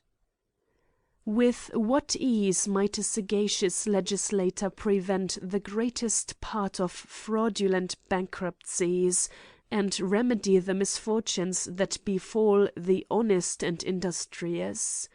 A public register of all contracts, with the liberty of consulting it allowed to every citizen, a public fund, formed by a contribution of the opulent merchants, for the timely assistance of unfortunate industry, were establishments that could produce no real inconveniencies, and many advantages. But unhappily, the most simple, the easiest yet the wisest laws, that wait only for the nod of the legislator to diffuse through nations wealth, power, and felicity, laws which would be regarded by future generations with eternal gratitude, are either unknown or rejected. A restless and trifling spirit, the timid prudence of the present moment, a distrust and aversion to the most useful novelties, possess the minds of those who are empowered to regulate the actions of mankind. End of chapter 34. Chapter 35. Of Sanctuaries. Are sanctuaries just? Is a convention between nations mutually to give up their criminals useful? In the whole extent of a political state there should be no place independent of the laws. Their power should follow every subject, as the shadow follows the body. Sanctuaries and impunity differ only in degree, and as the effect of punishments depends more on their certainty than their greatness, men are more strongly invited to crimes by sanctuaries than they are deterred by punishment. To increase the number of sanctuaries is to erect so many little sovereignties, for where the laws have no power, new bodies will be formed in opposition to the public good, and a spirit established contrary to that of the state. History informs us that from the use of sanctuaries have arisen the greatest revolutions in kingdoms and in opinions. Some have pretended that in whatever country a crime, that is, an action contrary to the laws of society, be committed, the criminal may be justly punished for it in any other, as if the character of subject were indelible, or synonymous with, or worse than that of slave, as if a man could live in one country and be subject to the laws of another, or be accountable for his actions to two sovereigns, or two codes of laws often contradictory. There are also those who think that an act of cruelty committed, for example at Constantinople, may be punished at Paris, for this abstracted reason, that he who offends humanity should have enemies in all mankind, and be the object of universal execration, as if judges were to be the knights-errant of human nature in general, rather than guardians of particular conventions between men. The place of punishment can certainly be no other than that where the crime was committed, for the necessity of punishing an individual for the general good subsists there, and there only. A villain, if he has not broke through the conventions of a society, of which, by my supposition, he was not a member, may be feared, and by force banished and excluded from that society, but ought not to be formally punished by the laws, which were only intended to maintain the social compact, and not to punish the intrinsic malignity of actions. Whether it be useful that nations should mutually deliver up their criminals, although the certainty of there being no part of the earth where crimes are not punished may be a means of preventing them, I shall not pretend to determine this question until laws more comfortable to the necessities and rights of humanity, and until milder punishments, and the abolition of the arbitrary power of opinion shall afford security to virtue and innocence when oppressed, and until tyranny shall be confined to the plains of Asia, and Europe acknowledge the universal empire of reason by which the interests of sovereigns and subjects are best united. End of chapter 35. Chapter 36. Of rewards for apprehending or killing criminals. Let us now inquire whether it be advantageous to society to set a price on the head of a criminal, and so to make of every citizen an executioner. If the offender has taken refuge in another state, the sovereign encourages his subjects to commit a crime, and to expose themselves to a just punishment. He insults that nation, and authorizes the subjects to commit on their neighbors similar usurpations. If the criminal still remain in his own country, to set a price upon his head is the strongest proof of the weakness of the government. He who has strength to defend himself will not purchase the assistance of another. Besides, such an edict confounds all the ideas of virtue and morality, already too wavering in the mind of man. At one time treachery is punished by the laws, at another encouraged. With one hand the legislator strengthens the ties of kindred and friendship, and with the other rewards the violation of both. Always in contradiction with himself, now he invites the suspecting minds of men to mutual confidence, and now he plants distrust in every heart. To prevent one crime, he gives birth to 1,000. Such are the expedients of weak nations, whose laws are like temporary repairs to a tottering fabric. On the contrary, as a nation becomes more enlightened, honesty and mutual confidence become more necessary, and are daily tending to unite with sound policy. Artifice, cabal, and obscure and indirect actions are more easily discovered, and the interest of the whole is better secured against the passions of the individual.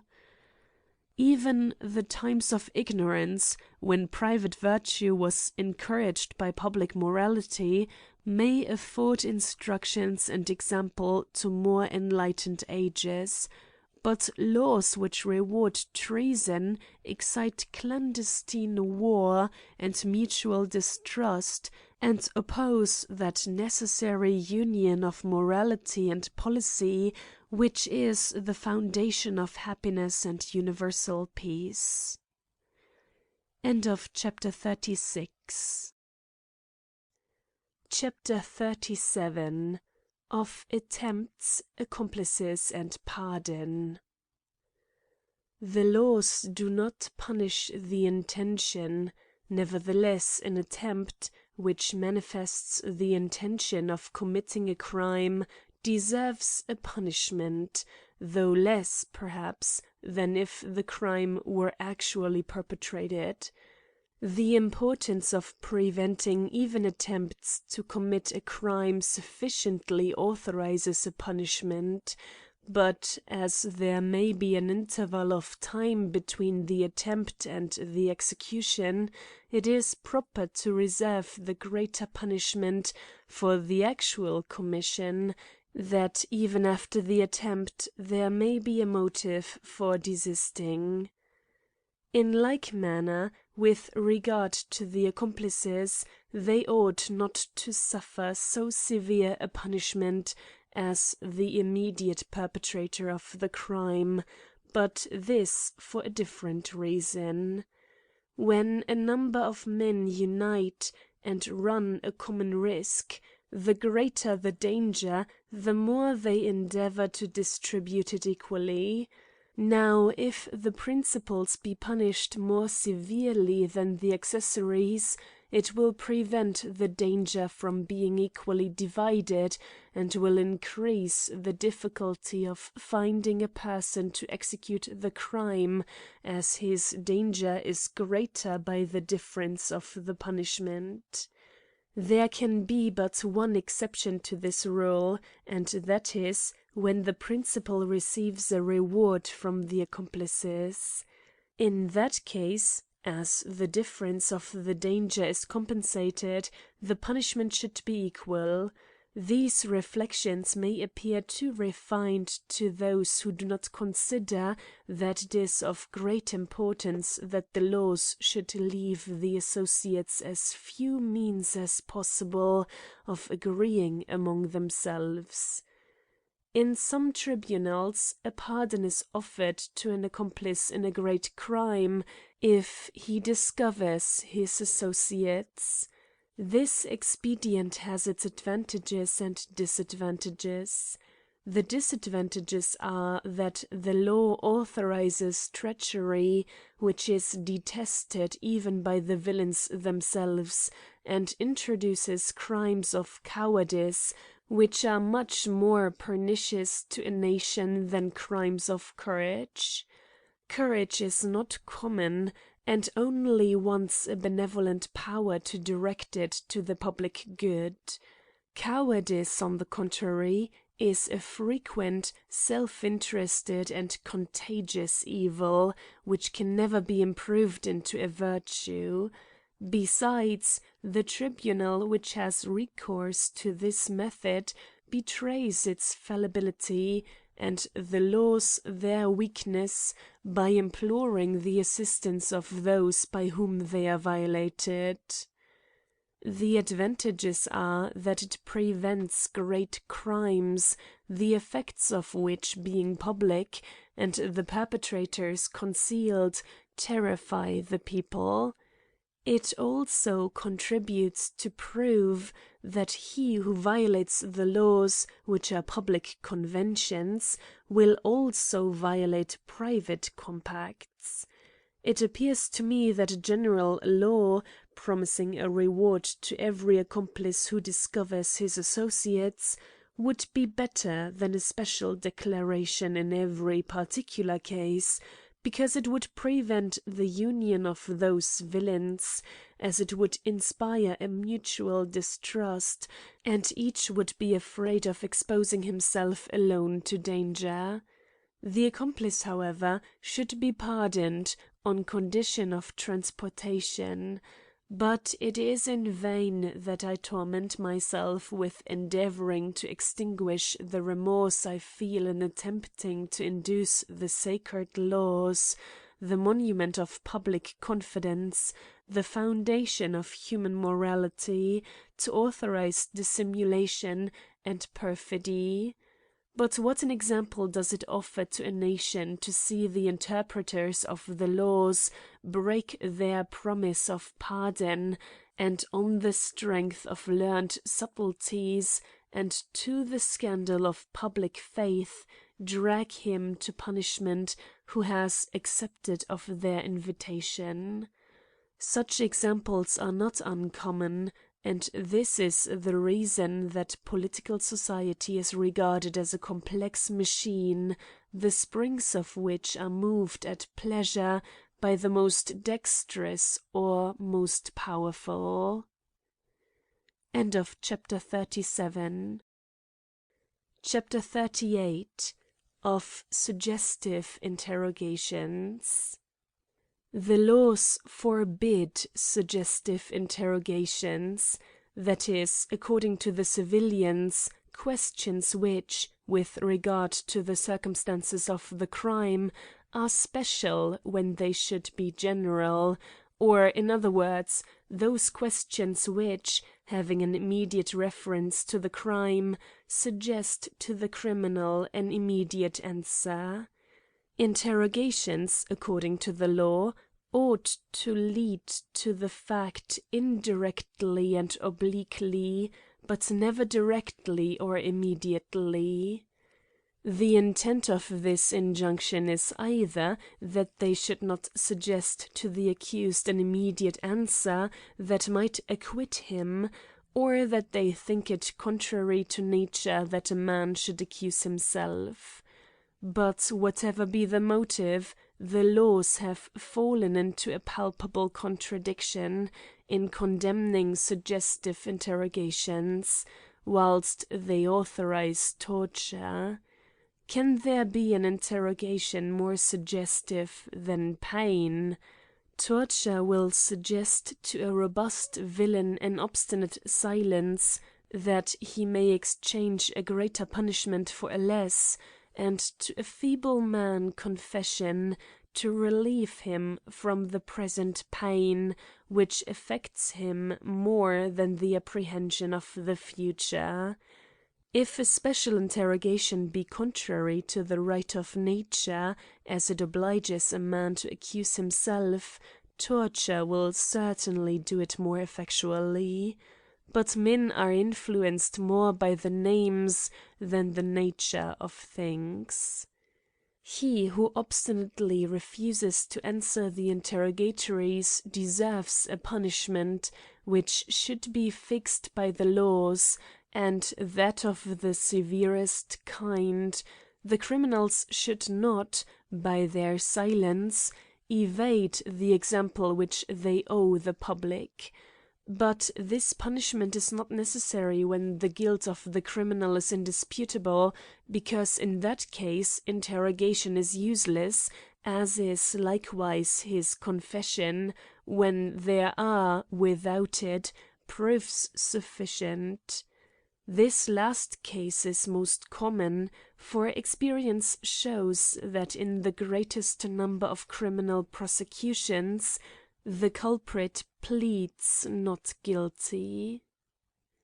End of chapter 38. Chapter 39. Of a particular kind of crimes. The reader will perceive that I have omitted speaking of a certain class of crimes which has covered Europe with blood, and raised up those horrid piles, from whence, amidst clouds of whirling smoke, the groans of human victims, the crackling of their bones, and the frying of their still panting bowels, were a pleasing spectacle and an agreeable harmony to the fanatic multitude. But men of understanding will perceive that the age and country in which I live will not permit me to inquire into the nature of this crime. It were too tedious and foreign to my subject to prove the necessity of a perfect uniformity of opinions in a state, contrary to the examples of many nations. To prove that opinions, which differ from one another only in some subtle and obscure distinctions, beyond the reach of human capacity, may nevertheless disturb the public tranquility, unless one only religion be established by authority, and that some opinions, by being contrasted and opposed to each other, in their collision strike out the truth, whilst others, feeble in themselves, require the support of power and authority.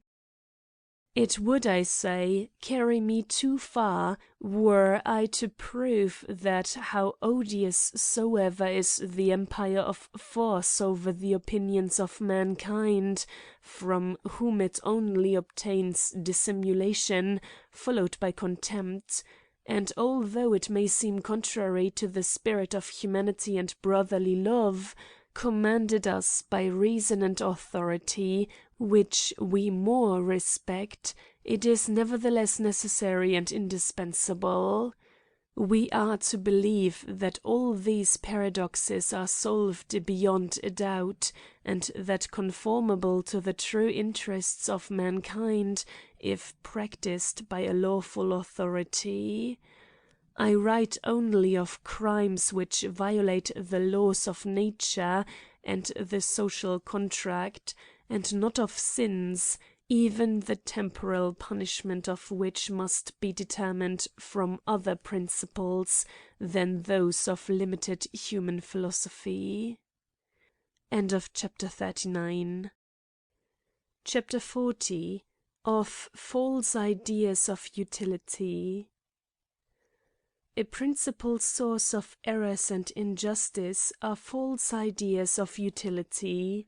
For example, that legislator has false ideas of utility who considers particular more than general conveniencies, who had rather command the sentiments of mankind than excite them, and dares say to reason, "Be thou a slave," who would sacrifice 1,000 real advantages to the fear of an imaginary or trifling inconvenience, who would deprive men of the use of fire for fear of their being burnt, and of water for fear of their being drowned, and who knows of no means of preventing evil but by destroying it.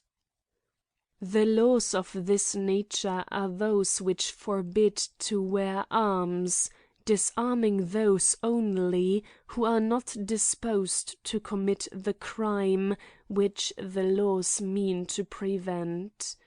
Can it be supposed that those who have the courage to violate the most sacred laws of humanity and the most important of the code will respect the less considerable and arbitrary injunctions, the violation of which is so easy and of so little comparative importance?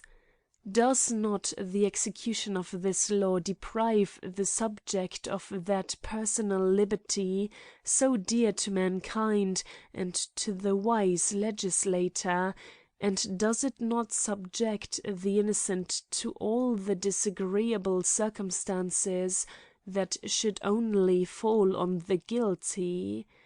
It certainly makes the situation of the assaulted worse, and the assailants better, and rather encourages than prevents murder, as it requires less courage to attack unarmed than armed persons. It is a false idea of utility that would give to a multitude of sensible beings that symmetry and order which inanimate matter is alone capable of receiving, to neglect the present, which are the only motives that act with force and constancy on the multitude, for the more distant, whose impressions are weak and transitory, unless increased by that strength of imagination so very uncommon among mankind. Finally, that is a false idea of utility which, sacrificing things to names, separates the public good from that of individuals. There is this difference between a state of society and a state of nature, that a savage does no more mischief to another than is necessary to procure some benefit to himself, but a man in society is sometimes tempted, from a fault in the laws, to injure another without any prospect of advantage. The tyrant inspires his vassals with fear and servility, which rebound upon him with double force, and are the cause of his torment. Fear, the more private and domestic it is, the less dangerous it is to him who makes it the instrument of his happiness; but the more it is public, and the greater number of people it affects, the greater is the probability that some mad, desperate, or designing person will seduce others to his party by flattering expectations, and this will be the more easily accomplished as the danger of the enterprise will be divided amongst a greater number, because the value the unhappy set upon their existence is less, as their misery is greater. End of chapter 40. Chapter 41. Of the means of preventing crimes. It is better to prevent crimes than to punish them. This is the fundamental principle of good legislation, which is the art of conducting men to the maximum of happiness and to the minimum of misery, if we may apply this mathematical expression to the good and evil of life. But the means hitherto employed for that purpose are generally inadequate, or contrary to the end proposed.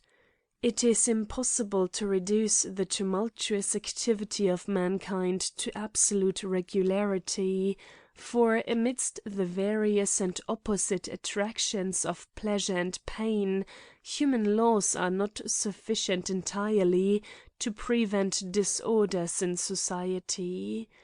Such, however, is the chimera of weak men, when invested with authority.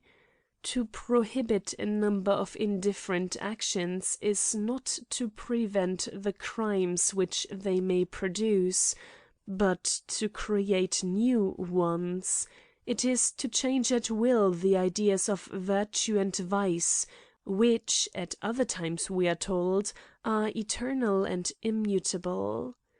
To what a situation could we be reduced if everything were to be forbidden that might possibly lead to a crime? We must be deprived of the use of our senses. For one motive that induces a man to commit a real crime, there are 1,000 which excite him to those indifferent actions which are called crimes by bad laws. If then the probability that a crime will be committed be in proportion to the number of motives, to extend the sphere of crimes will be to increase that probability. The generality of laws are only exclusive privileges, the tribute of all to the advantages of a few.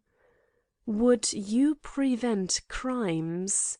Let the laws be clever and simple, let the entire force of the nation be united in their defence, let them be intended rather to favour every individual than any particular classes of men.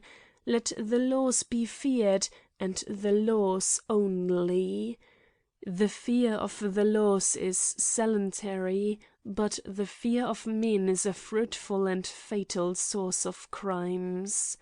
Men enslaved are more voluptuous, more debauched, and more cruel than those who are in a state of freedom. These study the sciences, the interest of nations, have great objects before their eyes, and imitate them; but those, whose views are confined to the present moment, endeavour, amidst the distraction of riot and debauchery, to forget their situation, accustomed to the uncertainty of all events, for the laws determine none, the consequences of their crimes become problematical, which gives an additional force to the strength of their passions. In a nation indolent from the nature of the climate, the uncertainty of the laws confirms and increases men's indolence and stupidity. In a voluptuous but active nation, this uncertainty occasions a multiplicity of cabals and intrigues, which spread distrust and diffidence through the hearts of all, and dissimulation and treachery are the foundation of their prudence. In a brave and powerful nation, this uncertainty of the laws is at last destroyed, after many oscillations from liberty to slavery, and from slavery to liberty again. End of chapter 41. Chapter 42. Of the Sciences. Would you prevent crimes? Let liberty be attended with knowledge. As knowledge extends, the disadvantages which attend it diminish, and the advantages increase. A daring impostor, who is always a man of some genius, is adored by the ignorant populace, and despised by men of understanding. Knowledge facilitates the comparison of objects, by shewing them in different points of view.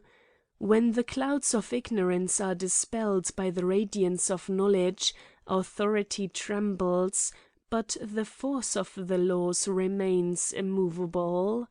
Men of enlightened understanding must necessarily approve those useful conventions which are the foundation of public safety. They compare with the highest satisfaction the inconsiderable portion of liberty of which they are deprived, with the sum total sacrificed by others for their security.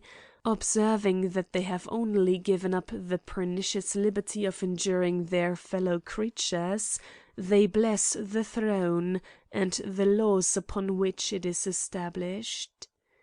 It is false that the sciences have always been prejudicial to mankind. When they were so, the evil was inevitable.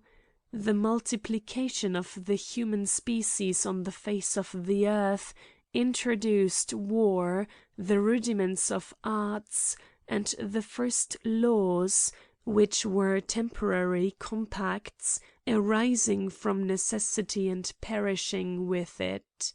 This was the first philosophy, and its few elements were just, as indolence and want of sagacity in the early inhabitants of the world preserved them from error. But necessities increasing with the number of mankind, stronger and more lasting impressions were necessary to prevent their frequent relapses into a state of barbarity, which became every day more fatal. The first religious errors, which peopled the earth with false divinities, and created a world of invisible beings to govern the visible creation, were of the utmost service to mankind.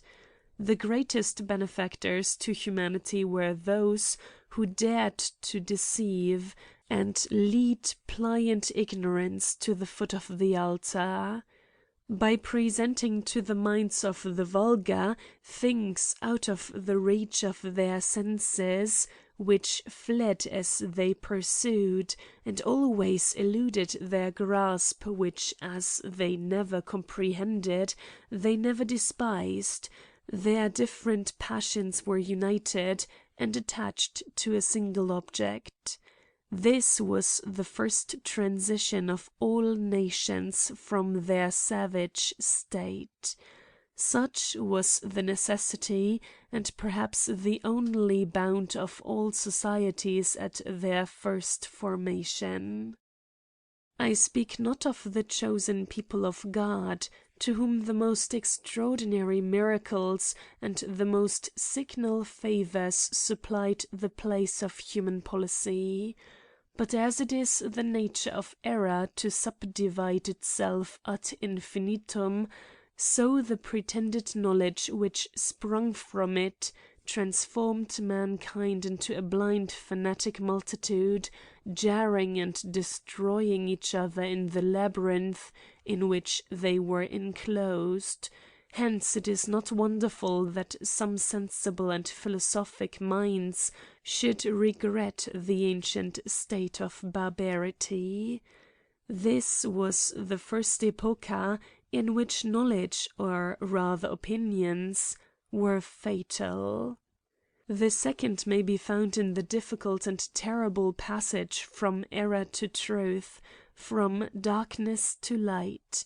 The violent shock between a mass of errors useful to the few and powerful, and the truths so important to the many and the weak, with the fermentation of passions excited on that occasion, were productive of infinite evils to unhappy mortals. In the study of history, whose principal periods, after certain intervals, much resemble each other, we frequently find, in the necessary passage from the obscurity of ignorance to the light of philosophy, and from tyranny to liberty, its natural consequence: one generation sacrificed to the happiness of the next. But when this flame is extinguished, and the world delivered from its evils, truth, after a very slow progress, sits down with monarchs on the throne, and is worshipped in the assemblies of nations. Shall we then believe that light diffused among the people is more destructive than darkness, and that the knowledge of the relation of things can ever be fatal to mankind? Ignorance may indeed be less fatal than a small degree of knowledge, because this adds to the evils of ignorance the inevitable errors of a confined view of things on this side of the bounds of truth. But a man of enlightened understanding, appointed guardian of the laws, is the greatest blessing that a sovereign can bestow on a nation. Such a man is accustomed to behold the truth, and not to fear it, unacquainted with the greatest part of those imaginary and insatiable necessities which so often put virtue to the proof, and accustomed to contemplate mankind from the most elevated point of view. He considers the nation as his family, and his fellow citizens as brothers. The distance between the great and the vulgar appears to him the less, as the number of mankind he has in view is greater. The philosopher has necessities and interests unknown to the vulgar, and the chief of these is not to belie in public the principles he taught in obscurity, and the habit of loving virtue for its own sake. A few such philosophers would constitute the happiness of a nation, which, however, would be but of short duration, unless by good laws the number were so increased as to lessen the probability of an improper choice. End of chapter 42. Chapter 43. Of Magistrates. Another method of preventing crimes is to make the observance of the laws, and not their violation, the interest of the magistrate. The greater the number of those who constitute the tribunal, the less is the danger of corruption, because the attempt will be more difficult, and the power and temptation of each individual will be proportionably less. If the sovereign, by pomp and the austerity of edicts, and by refusing to hear the complaints of the oppressed, accustom his subjects to respect the magistrates more than the laws, the magistrates will gain indeed, but it will be at the expense of public and private security. Chapter 43. Chapter 44. Of Rewards. Yet another method of preventing crimes is to reward virtue. Upon this subject the laws of all nations are silent. If the rewards proposed by academics for the discovery of useful truths have increased our knowledge and multiplied good books, is it not probable that rewards, distributed by the beneficent hand of a sovereign, would also multiply virtuous actions? The coin of honor is inexhaustible, and is abundantly fruitful in the hands of a prince who distributes it wisely. Chapter 44. Chapter 45. Of Education. Finally, the most certain method of preventing crimes is to perfect the system of education. But this is an object too vast, and exceeds my plan; an object, if I may venture to declare it, which is so intimately connected with the nature of government, that it will always remain a barren spot, cultivated only by a few wise men. A great man, who is persecuted by that world he has enlightened, and to whom we are indebted for many important truths, has most amply detailed the principal maxims of useful education. This chiefly consists in presenting to the mind a small number of select objects, in substituting the originals for the copies both of physical and moral phenomena, in leading the pupil to virtue by the easy road of sentiment, and in withholding him from evil by the infallible power of necessary inconveniences, rather than by command, which only obtains a counterfeit and momentary obedience. Chapter 45. Chapter 46. Of Pardons. As punishments become more mild, clemency and pardon are less necessary. Happy the nation in which they will be considered as dangerous. Clemency, which has often been deemed a sufficient substitute for every other virtue in sovereigns, should be excluded in a perfect legislation, where punishments are mild and the proceedings in criminal cases regular and expeditious.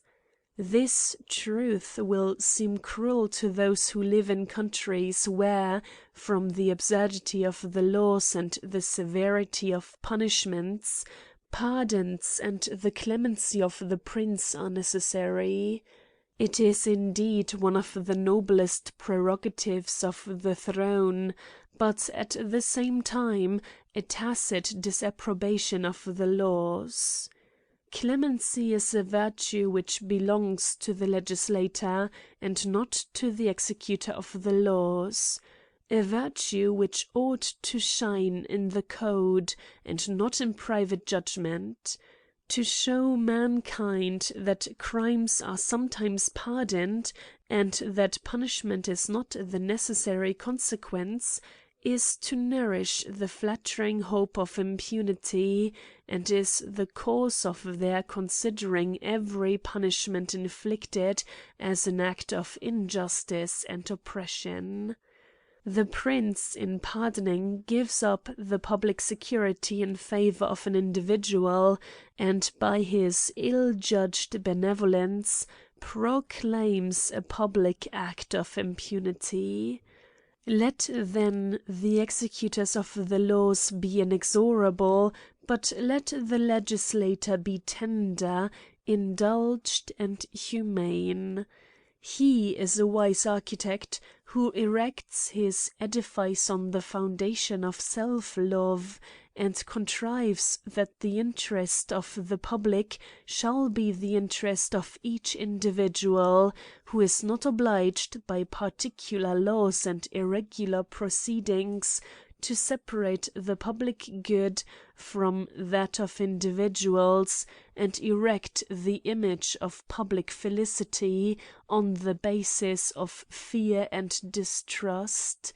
But, like a wise philosopher, he will permit his brethren to enjoy in quiet that small portion of happiness which the immense system, established by the first cause, permits them to taste on this earth, which is but a point in the universe.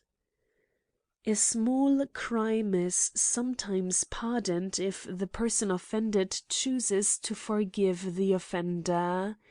This may be an act of good nature and humanity, but it is contrary to the good of the public; for although a private citizen may dispense with satisfaction for the injury he has received, he cannot remove the necessity of example. The right to punish does not belong to any individual in particular, but to society in general, or the sovereign. He may renounce his own portion of this right, but cannot give up that of others. Chapter 46. Chapter 47. Conclusion. I conclude with this reflection, that the severity of punishments ought to be in proportion to the state of the nation. Among a people hardly yet emerged from barbarity, they should be most severe, as strong impressions are required; but in proportion as the minds of men become softened by their intercourse in society, the severity of punishments should be diminished, if it be intended that the necessary relation between the object and the sensation should be maintained. From what I have written results the following general theorem, of considerable utility, though not conformable to custom, the common legislator of nations. That a punishment may not be an act of violence, of one or of many, against a private member of society; it should be public, immediate, and necessary; the least possible in the case given, proportioned to the crime, and determined by the laws. Chapter 48.